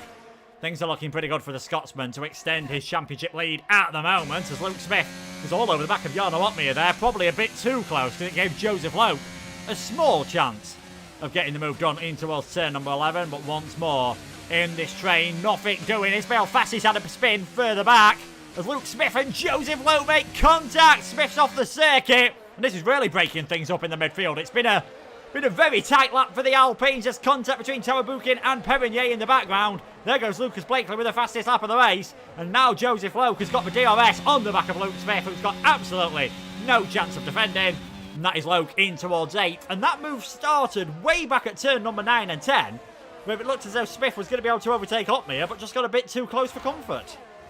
What that has done is that means they haven't got DRS now. So they used to use the DRS to get back up to Yarno, which shouldn't take too long because they're in the train. There's a big swap again. Jack West trying to go on the outside of Tarabuc and getting shoved off together. They somehow come out in one piece. It's getting very, very tight. They're going to run off into the grass, and he somehow keeps it in the straight line. That wasn't very friendly at all, that racing right there. But Jack West manages to get the move done. Vallejo comes through as well. And Liam Parnell is all trying to get himself around the outside as well. They're both using overtake to stay desperately in front. Parnell backs out smartly enough and goes in behind the Haas in front. But that got a little bit interesting through there. But as you can see, Blakely did try to get away there on that previous attempt with the overtake, but Tino stuck with him, as did Tom Manley as well. I was expecting Tino to fall off a lot more, but as you can see, he's managed to stay with him in the DRS. But again, he has got a lot more ERS to use in this section as well. So he's got 73% compared to Tino's 40, and Tino's having to use the ERS to stay with him as well. And you can see behind, there's a big old train. Here comes Danny Moreno making the move on Iker Baena, and very easily done in the end as well. He moves up to P4, but they're 3.5 seconds off the lead, so they've got a lot of work to do. Yeah, they have. They're going to have to try and see if they can work together in some way. As Simon Perrinier now gets a warning. There was some very robust driving, I think, between Jack and Andre there. Won't surprise me if both of them aren't too happy with the other one. We'll wait and see if the stewards do have anything to say, which they will, if it gets reported, of course. But Danny Moreno, he's not bothered about that. He is now up into 4th. He's just going to see if he can close his way onto towards Tom Manley and see if he can maybe get himself a chance of a podium, because he's got some work to do. Manley's going to have DRS, of course, but Moreno, we know how quick he is. Just didn't get it right in his final lap in qualifying. And how costly could that be? Because all the way through qualifying, it looked as though he was going to be up there with the likes of Blakely and Manley. All of a sudden, made a slight mistake in the final sector, started in 6th place. He's worked himself up into 4th, but he's already 4-point-something seconds off the lead. He's going to need a big undercut or some supreme pace if he wants to have a say in the victory of this race. Certainly does. He did pull about 3 to 4 tenths on this lap as well. The gap was 3.4. It's now 3.1. It's flicking between 3.1 and 3.2.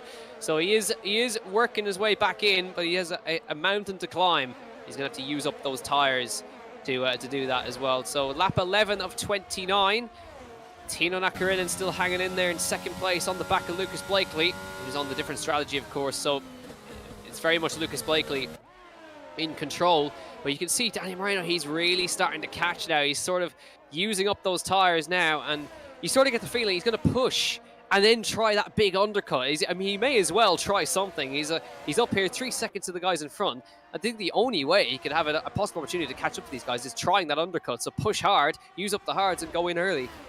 Yeah, I can't certainly see what else is going to work at the moment. I think if you go long to try and use a set of soft tyres, we've seen how difficult it is to overtake around here. That is not really going to work. So you have got to go in early. We might even see drivers coming in the next 2 or 3 laps if they are feeling a bit brave. Probably more likely around about 15, 16, 17. I reckon when we'll see the majority of the field coming into the pits. But it is not too uncommon on F1 2022. We've seen it in World Online Racing. We've seen it in plenty of other leagues as well, at plenty of other circuits. Drivers sometimes like to do more laps on the mediums rather than they do on a set of the hard tyres. But there's an idea of how long the mediums last, because in comes Tino into the pits, attacking that 80 kilometres per hour, 50 mile an hour line. He's the first man into the pits. This will be for a set of hard tyres. And what that has done has dropped Tom Manley, of course, outside of DRS range. He's going to get a little bit of a boost here, but we'll see how hard the reigning Xbox champion works to try and get back onto the rear of the McLaren.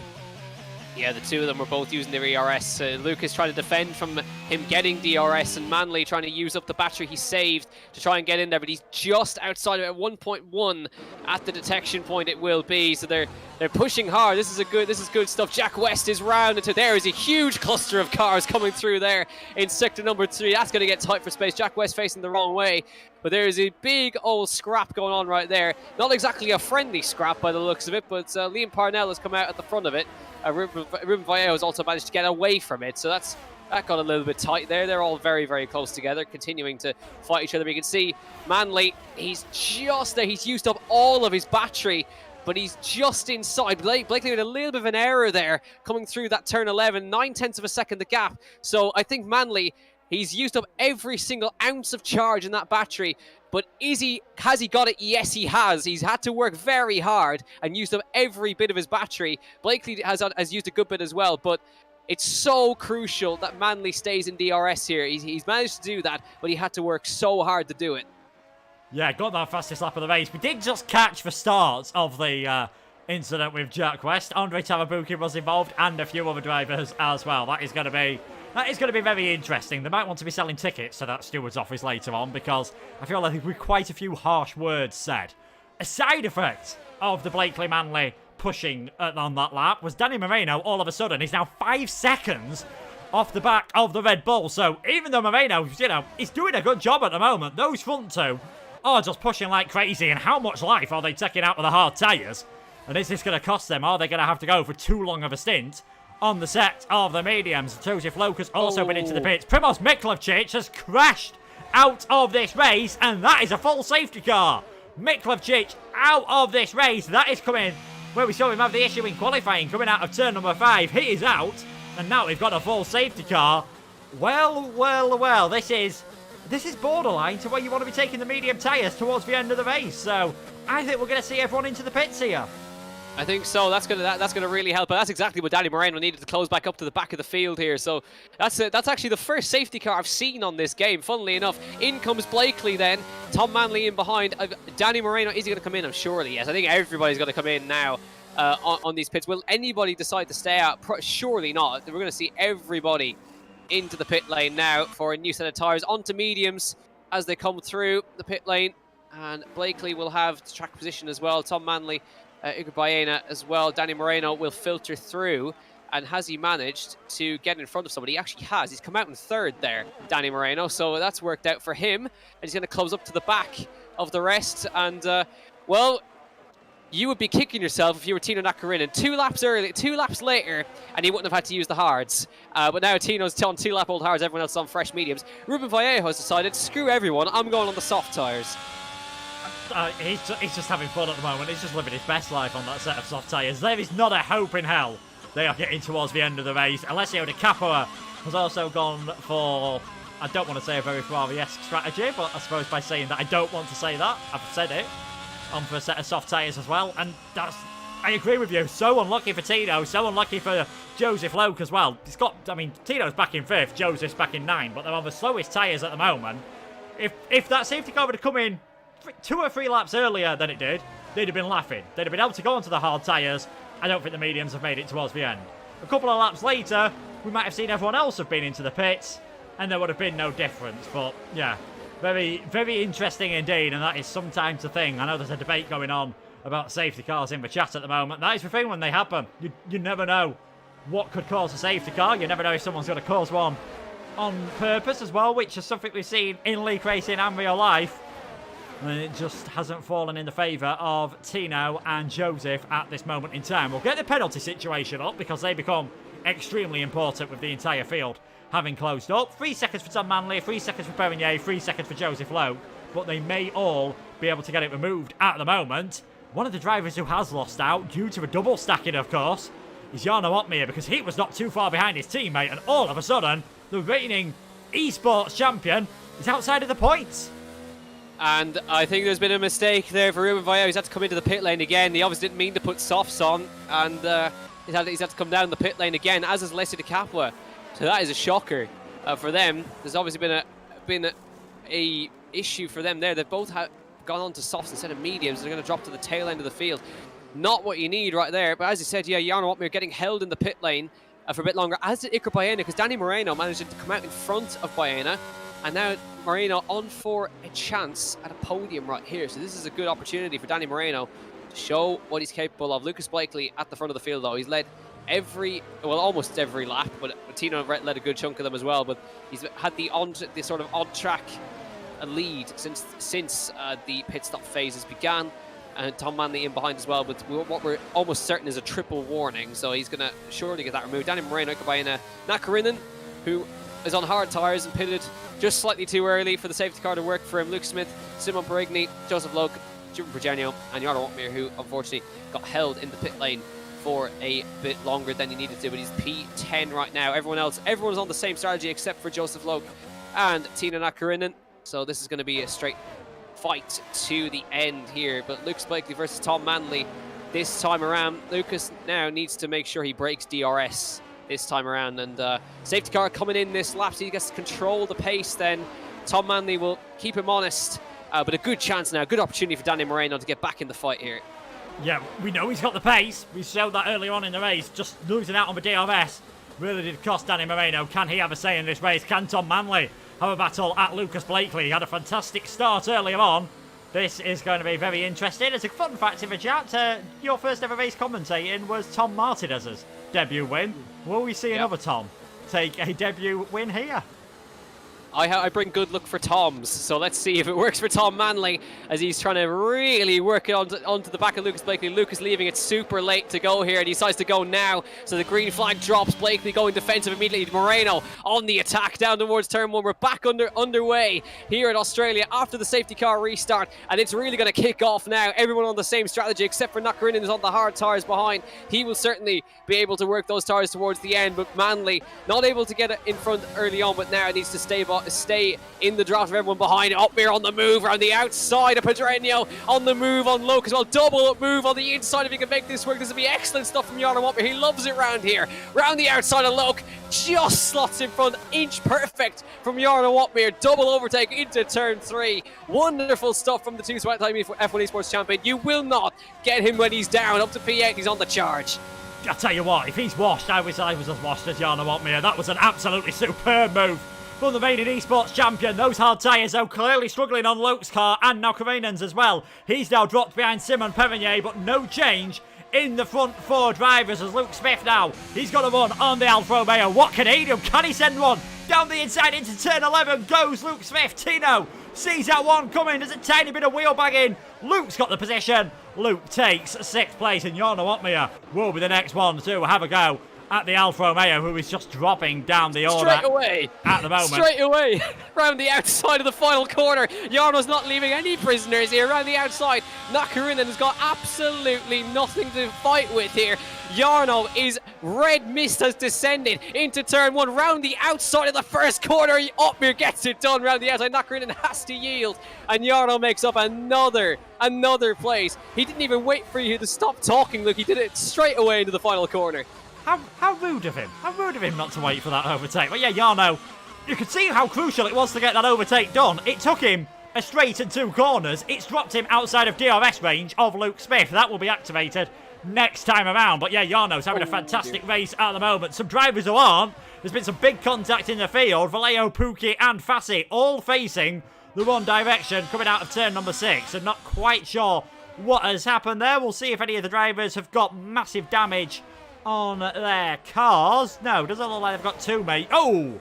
As Fassi takes a big ride over the grass there and finds out that this is not iRacing, it is not recommended to ride on the grass. Ismail Fassi looks like he will not be getting any points out of this race. The top 3 drivers still close together. Iker Baena hanging in there. Perigny trying as he might to stay in contact. And it's interesting that, you know, Joseph Loke, he's on the hard, so is Tino. Loke's managed to get himself back ahead of Tino, so maybe watch out later on, because in the final few laps those hards will probably be the tyres to be on. Now that DRS is enabled, they might have a chance to just hang in there a bit more.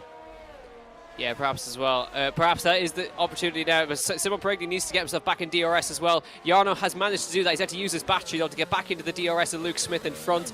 But Blakely not able to get away in the DRS. Ishmael Fassi, unfortunately, also out of this Grand Prix as well after that contact. But The DRS is enabled for the top 4. Perigny's now back in DRS as well, so everyone's together once again. Baena's picked up a penalty. It's not what he needs into that corner as well. 3-second time penalty for Iker Baena, which is going to prove costly to his chances of maybe even fighting for the victory here. But it's going to be tight. Again, Ottmere completely out of ERS at the moment. He's dropped back from Luke Smith as well, so he's got a mountain to climb here. He needs the guys in front to start fighting here to get back into this. So 1.2 seconds is the gap. But it's still a surmountable gap. It's not insurmountable. It is definitely surmountable, but it's definitely going to be a challenge with no charge in the battery whatsoever. There's going to be 10 laps left on the clock when we cross over this line next time. It's still Lucas Blakely from Tom Manley from Danny Moreno.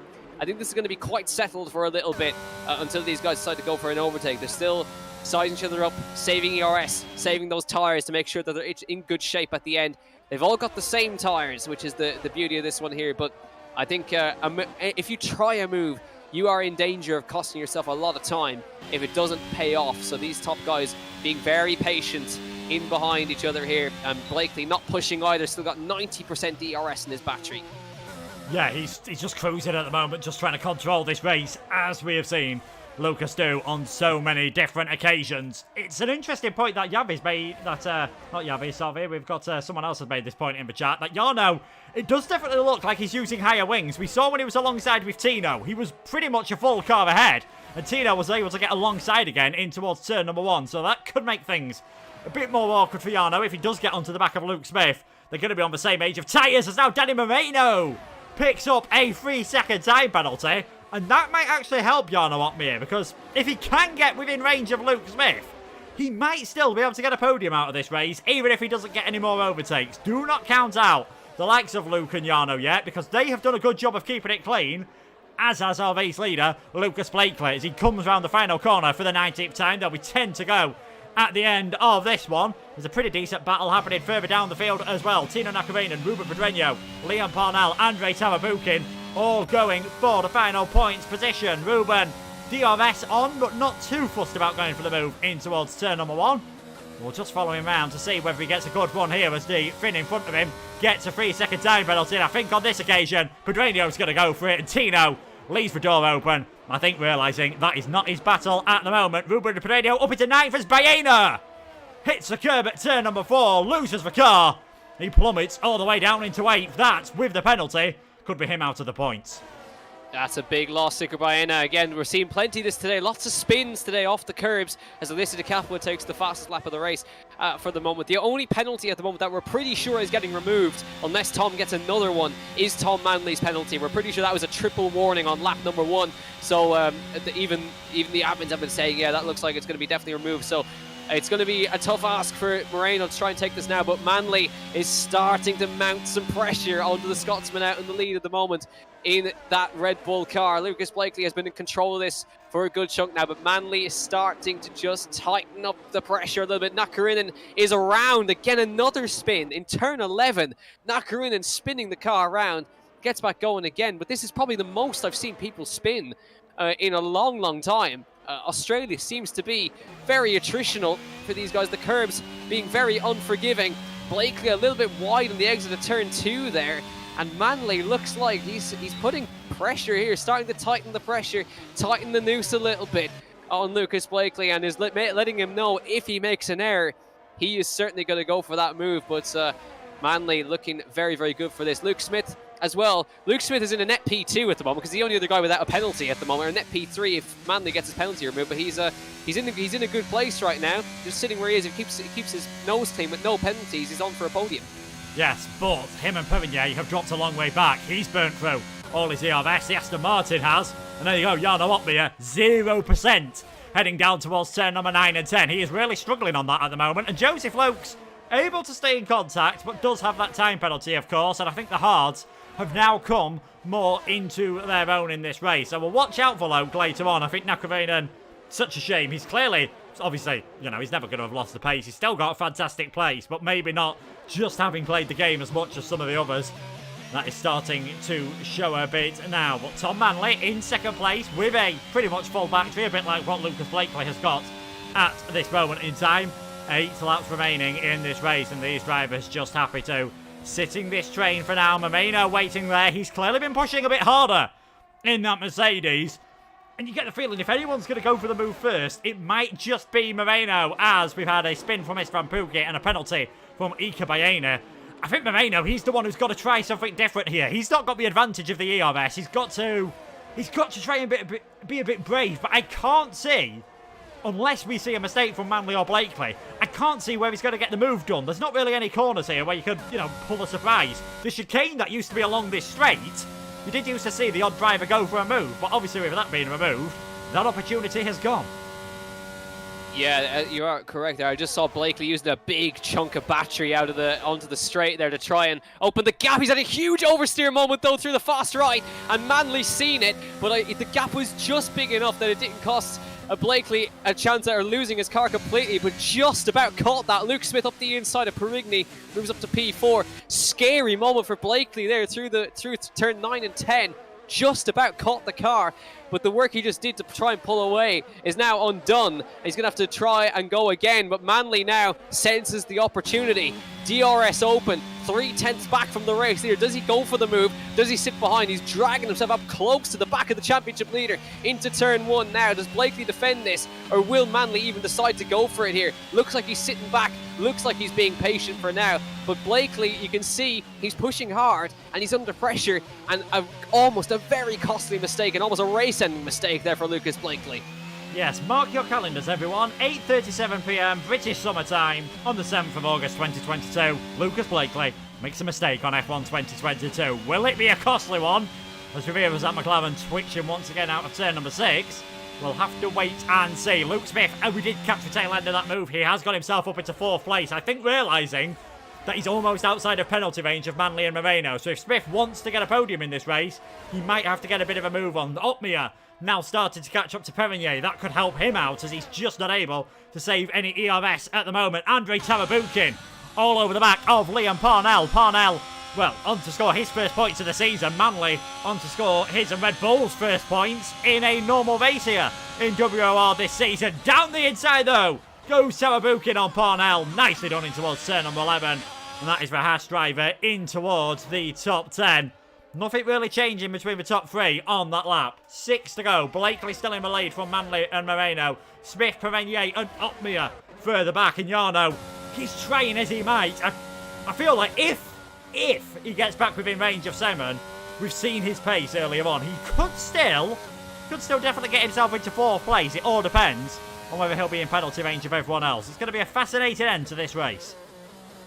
Yeah, it really is. He's just teetering on the edge of DRS as Jarno Woutmeijer. So he's got a little bit more ERS now. He's only, but he's again a little bit more. Is about 10%, and he's just outside of it. Frustratingly enough for him, that he's just having to sit behind there. But again, he's gonna have to obviously make the move as well once he gets up there. But lap 24 of 29, it's still Blakely from Manley. Yes, Manley has a penalty, but we are 100% certain that was a triple warning on lap number 1. So this is a genuine fight for position between Lucas Blakely and Tom Manley as they come through turn 9 and turn 10. Danny Moreno as well, he's got a penalty, what seems to be a legitimate penalty to his name as well. This looks like a swap behind, and Perigny back in front of Smith there as they made the move. Didn't try with doing it to try to not cost themselves too much time.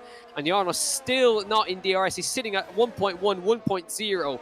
And again, has he snuck in? He has. So Jarno just snuck into DRS on the detection point, and he's finally got himself some DRS on the cars in front, so he can start to work his way up to the back. But still, no changes up front just yet. Manley's being very, very patient here. He's not pushing, but Blakely as well is also saving. So this is going to be pretty much last 2 laps. It's going to be all-out scrap between these two, I think. Yeah, certainly. Cast your minds back to 2 weeks ago, ladies and gentlemen, where Lucas Blakely was having a fantastic battle with, another hotshot formerly of the Xbox platform, another Thomas Ronhar. Blakely tried some interesting tactics to get the DRS on that occasion. It almost worked out, but there's a superb switchback, which you can watch back on the WOR channel. I believe it is a separate video. A superb switchback from Thomas Ronhar, and he was able to take the lead in this race and take the victory. I think the Perigny Luke Smith, I'm going to say teamwork. They are both part of Race Clutch. I think that was some sort of teamwork to try to defend themselves from Jarno Woutmeijer. What it has done has allowed Manley and Moreno to get far enough ahead of Smith that they don't really have to worry about if both of their penalties are legit, because we don't know whether Tom Manley's picked up any more warnings, but if both penalties are legit, they don't have to worry about dropping places to any more drivers. So this is going to be a pretty interesting end to the race. As we said, we've got a yellow flag further back, as that is Ruben Vallejo, who has spun it round, coming through 6, 7 and 8. Thankfully, he's managed to avoid getting any damage on the car. Must have been very close to the wall there, but gets away with things for now, as Manley was close there, coming through turn number 1. I think maybe, just judging by the deltas, maybe went a bit later on the brakes than Lucas Blakely. And Lucas is just keeping things all under control for now. You've got to think there's going to be another point where Lucas is going to go for it on his ERS. He does not want to have Manley, who's not really got anything to lose, you know. It's only early days in the championship, but Tom's going to want this first win here, and he might be a bit more desperate to get the win than Lucas might be to hold on to it. This is going to be fascinating. It really is, yeah. None of them using any ERS on that time up there. Neither is Danny Moreno, actually, so they're all being very patient. They're all just waiting to see who's pulling the trigger first, who's going to go for the move early on. Well, we'll say early on. We are quite late into the race anyway, but it's from Pookie with a penalty for speeding in the pit lane. So Alessio Di Capo is just boxing for more softs to just keep doing fastest laps. Another retirement with Pookie. Unfortunately, we're going to lose him from the Grand Prix as well. But lap 27 of 29 coming up for you now. Tom Manley still sitting patiently behind. When does he want to go for? When does he decide to do it now? Lucas Blakely now using a little bit of ERS on the way out of the corner. Now they are going to have a car coming out on the right hand side, but Manley is getting closer and closer and closer in towards turn 1. Will he decide to do it again? Blakely a little bit loose there. Here comes Manley. Here he comes for the move for the lead now. To the outside of turn number 3. Blakely holds the middle of the road. Manley trying to go all around the outside. He's not going to quite do that. Blakely defends it. That's the first attempt by Tom Manley to get the move done. Tried to do it into turn 3, but Blakely defended that very nicely. Great racing. Yeah, again, that McLaren just looking a bit more squivelly on the rear end than you would like it to be. The closest Manley's got in towards the exit of turn number 1 and 2. And that almost proved to be crucial, but never quite got his wheel far enough alongside to be given the room there. Fair racing from the two of them. But mate, is that Manley's card marked? Has he shut his balls in towards turn number 4? Well, turn number 3. And will Lucas be more wise to that next time around? That is a very good one, though. Through turn number 10 from Tom Manley, and this could be the opportunity. He's going to have to go the long way round at turn number 11. Lucas has the inside line. Tom on the outside. He's definitely alongside on this occasion, but it's 2 right-hand corners in a row, and Lucas is able to hold on, but he is really having to defend hard now all of a sudden. There's contact between the two of them going in towards the final couple of corners. I think this race has definitely heated up all of a sudden, and you can see Blakely desperate to try and break for slipstream at the moment. Manley has got the Scot worried, and this is not something that we are used to seeing here. But Tom's just gone too deep in towards turn number 1 and 2. And he's going to have to drop back on this lap. Fantastic racing between the two of them. 1.5 laps to go. And if there's any mistakes, Danny Moreno is waiting in the wings. Certainly is. That was great racing between the both of them. Very, very respectful. Lucas didn't have to give him room on the outside there, but he did anyway, because he had that inside line. But now Manley's used up. He's got 20% less ERS in the battery compared to Lucas, but he's going to have now he's going to charge it up this lap and go for it. He's only got one more lap to try and do it. And as they come up towards the final lap of the Grand Prix next time by Blakely, desperate to hang on to try to take another victory and extend the championship lead. Manley desperate to get his first win in this season so far. Tom Manley closing up to Blakely, has to go defensive into turn number 9. He forces Blakely a little bit deep now. Smith swaps with Perigny in the background. Now, this is going to be an absolutely grandstand final lap. Blakely with 70% ERS though, compared to Manley's 40s. He's going to have a lot more battery to deploy on the way down the straight. He's going to start using it from now. Onto the final lap we go. All the way to the wall comes Tom Manley to defend. Goes Lucas Blakely to try and break the slipstream. Manley desperate to try and get a win here in WOR. That penalty will certainly be removed at the end. Now Blakely very neat and tidy through turn number 1 on the battery all the way down. There's not really a hell of a lot Manley can do about this. He's saved up more than Manley has been able to do. He's got nearly 30% more battery to use in that battery compared to Tom Manley behind. So now Manley has got a mammoth task ahead. Blakely again using overtake through there. He really needs a mistake from the Scotsman, does Tom Manley, to try and get this done. Using the battery now all the way through the straight. Now 10% in the ERS. Blakely's got loads to deploy all the way down towards the next set of corners. He needs now a mistake from the man in front. Now he knows he's made a mistake before through this turn 9 and turn 10. Through 9 and 10 they go again. Blakely now a little bit squirrely through there, but managed to sort it out. Down towards turn 11 they come again. Blakely has controlled this. He's defended it well. He just needs to negotiate the last few corners as we lose Ruben Vallejo on the final lap. But it has been another masterful drive from Lucas Blakely once again. Just 2 more corners to go, and he cements his championship lead even further round the final corner. Brilliantly defended, brilliantly managed, brilliantly won. Lucas Blakely wins the Australian Grand Prix from Tom Manley, from Danny Moreno, just in behind. What a race between those two. Luke Smith crossed the line for 4th. They'll also up behind. Jarno Watmer gets P5 after the penalties in the end. Managed to climb his way back up. Brilliant Grand Prix from those two. But Lucas Blakely, what a performance. What a defensive drive. And he had to work for it. But again, just extends the championship lead even further out. Can anyone beat him? Yeah, can anyone beat him at the moment? That's, Thomas Bonhar managed it in Bahrain. That was the closest we've seen anyone get since then, assuming Manley could have got that penalty removed. In the end, the penalties for Manley and Moreno didn't mean anything because there was such a gap back behind. Luke Smith getting 4th, Jarno Watmer, Ruben Pedreño, Joseph Lowe, Simon Perigny, Ika Baena and Andrei Tarabukin missing out on 9th place there by 73 thousandths of a second. He's got his first point of the season, but it is another win. He's been on the podium every single race, including the sprint in Bahrain. As Joseph Lowe gets in-game driver of the day for his overtakes early on, but it is Lucas Blakely once again, the McLaren man. He just seems unstoppable at the moment. I mean, Tom threw everything at him there. We even saw a few little chinks in the armour from Lucas Blakely. Dealt with it superbly. And I think just maybe just going a bit too deep in towards turn number 1 with a couple of laps to go. Maybe that half attempt into turn number 11 on the penultimate lap. Were those the moments that cost him? Could well be, but in the end, it didn't. As you mentioned, the penalties did absolutely nothing because these top 3 were in another league. Danny Moreno, you have to say, great performance. The safety car helping him out in the end, but again, super performance from him. Luke Smith as well, nicely clean through. Jarno Watmer recovering very well, up to P5. At the final point in the end went to Andrei Tarabukin, just ahead of Liam Parnell, who came from 17th on the grid, up to P11, just outside the points, but. Yeah, Lucas Blakely is going to take some beating now. He's got a huge lead in the championship this early on, but it's nice to see him getting challenged right up to the very, very last corner between himself and Tom Manley. But Tom, I think, can be very, very pleased with how he drove. Just, again, like you mentioned, he went a little bit too deep into turn number 1. That probably was a turning point, and it was the fact he had to use up that little bit more ERS to close up to him that he couldn't attack on that final lap.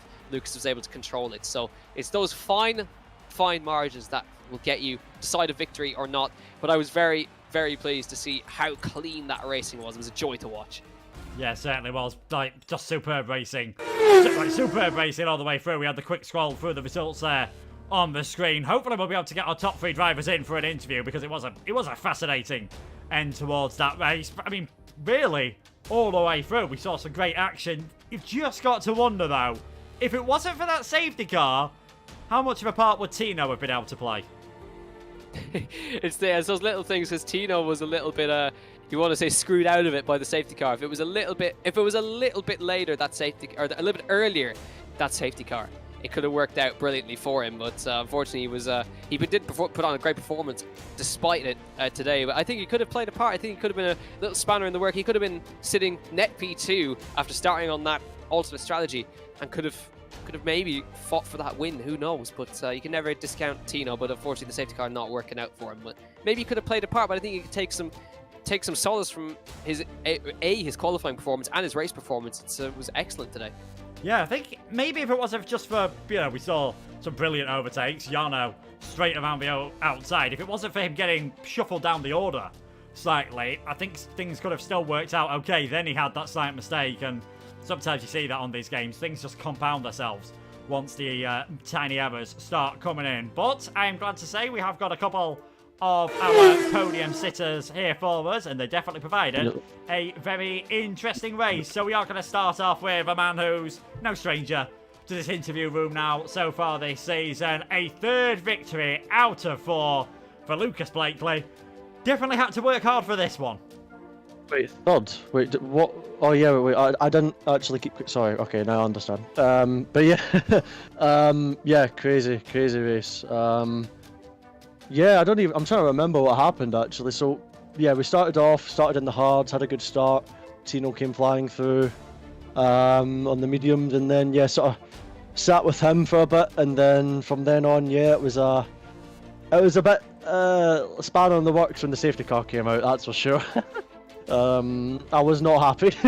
I was, yeah, hoping to try and break away from the DRS, but then I saw the safety car and that just bunched us all straight back up again. So I was, yeah, I was sort of all put us back to basically like level 0, lap 1. So I was, yeah, had to keep my head switched on. It was quite a long-ish stint on the medium. But yeah, I enjoyed the battle at the end, and I just want to say a big, you know, genuinely massive GG to Tom. He was really, really quick, strong in quali, strong in the race, kept me, you know, on my toes, couldn't make any mistakes. Otherwise, you know, I would, you know, there's immediate consequences. So, no, massive GG to Tom because, yeah, a thoroughly impressive driver. Should be really happy with that. Obviously, it's not the result at the end, but the battle at the end was really good fun. But yeah, really happy to pick up, yeah, another one. I mean, it just sort of all flew by. The race flew just like by a click of a finger. It just sort of disappeared.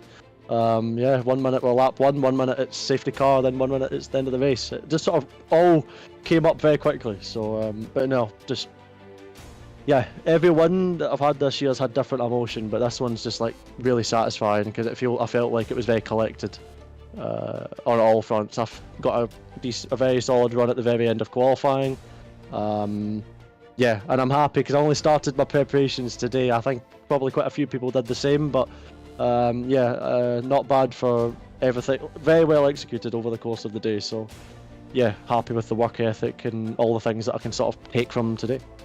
Yeah, I wish I could do that after just 1 day's practice. You said the safety car, you know, kind of ruined things for you slightly. When were you planning to pit originally if it hadn't been for that safety car? Because obviously, we've just seen Tino come in off the alternate strategy. How much longer were you planning to take those hards? Well, I'd not actually done a full race practice on the hard to medium strategy, so I had no idea like when the actual pit window was. It was really going to be reactionary to what everyone was doing around me because we had, you know, myself and Tom out P1 and 2, and yeah, we had quite a lucky and fortunate gap to the cars behind with just the way everything sort of panned out. So I have no idea exactly when we would have pitted, but I think it would have been, you know, making sure we had very good tyres for that second stint. And yeah, I don't know, I just saw the safety car and I was sort of in the middle of planning about how do I try and break away from Tom behind with the DRS, because yeah, he managed to just sneak himself into my DRS window, so I was trying to think about when do I deploy, how do I break away, and then the safety car just sort of zeroed everything. So, but yeah, happy that I was able to defend. I would have been really, really gutted had it all sort of just fell flat in the face in the last lap after leading. Like from for leading all the laps and all the stints. So yeah, I'm just glad it didn't all sort of crumble away at the end. That was sort of the thing I was trying to avoid. Avoid, you know, most was not, you know, everything falling apart. So yeah, happy with the end result. So yeah, just really happy. Yeah, definitely a fantastic end result for yourself. Jack, any questions for our race winner? Before you ask, Lucas, no, I don't know what the round is next week. Go on, neither do I. So neither do I, I'm going to be honest. Well, that's useful between all of us then. So yeah, Lucas, congratulations on the win. We'll let you head off. Thank you very much, guys, and yeah, I'll see you next week for whatever mystery track it is then. I'll have to do my research on that one. But no, thanks for having me as always. I hope the race was enjoyable for everyone watching. And yeah, GG everyone in the race. Yeah, I guess that's it. I'll stop rambling. Tom's probably going to get fed up listening to me ramble on. I do this too often in the interview, But yeah, massive GG, Tom, and I'll catch you on a bit. Ciao, ciao. We can never get fed up with the dulcet Scottish sounds of Lucas Blakely. It's actually Silverstone next week. We've just been informed by Jack West in the chat. But as Lucas did allude to, there is someone else waiting. There is Tom Manley, the man who finished in second place. And Jack, why don't you take us through this one? Yeah, sure. Well, Tom, you made it exciting for us in the end. Well, the safety car did as well, but so close yet so far for a first win. But you must be pleased to get that first podium out of the way and so close to the win at the same time. Yeah, well, the first 3 rounds have been a bit of a disaster, to be honest. I lagged out every single race, so just relieved. At the closing laps, I was just praying it didn't lag out on me, but no, Lucas was just a little bit too quick in places, so made it difficult, and my battery management wasn't great at the end either, so there's stuff I can improve on, but yeah, I'm just happy to finally get a decent result. Yeah, we sort of noticed the battery usage as well. Is Australia really that hard on the battery that ERS management is very important? Well, with the new track, it's much harder, but honestly, I don't think it was too hard because I was in a DRS style race, really. But I imagine Lucas's saving was a bit harder than mine, but I don't think it was too bad, to be honest. As well, we towards the end, of course, what do you think was the turning point for you not being able to get past Lucas? Was it just that he had a little bit more battery than you, or was there a small little error that we didn't notice? Just didn't drive very well last couple of laps, really. Just making a few little errors, costing a tenth here and there. And that's the difference in the end between going for it and being a bit too far back. So my bad, but yeah, we'll have other opportunities later on in the season, I'm sure. Yeah, we sure do. We're off to Silverstone next week, which we definitely knew already. And well, obviously now this is, I suppose, from having those horrible first couple of rounds, now getting a podium straight away, heading into Silverstone. Now you've probably got some confidence back. Yeah, definitely. Just confidence is a big thing. I mean, last couple of rounds in qualifying, especially, I've struggled to lap up. Even today, quite far off my PB, but we're getting there. So it's the main thing. Confidence will definitely help. Great stuff. Luke, anything from you? No, I think you've covered it all. Congratulations on a fantastic podium, Tom. Thanks you. Cheers.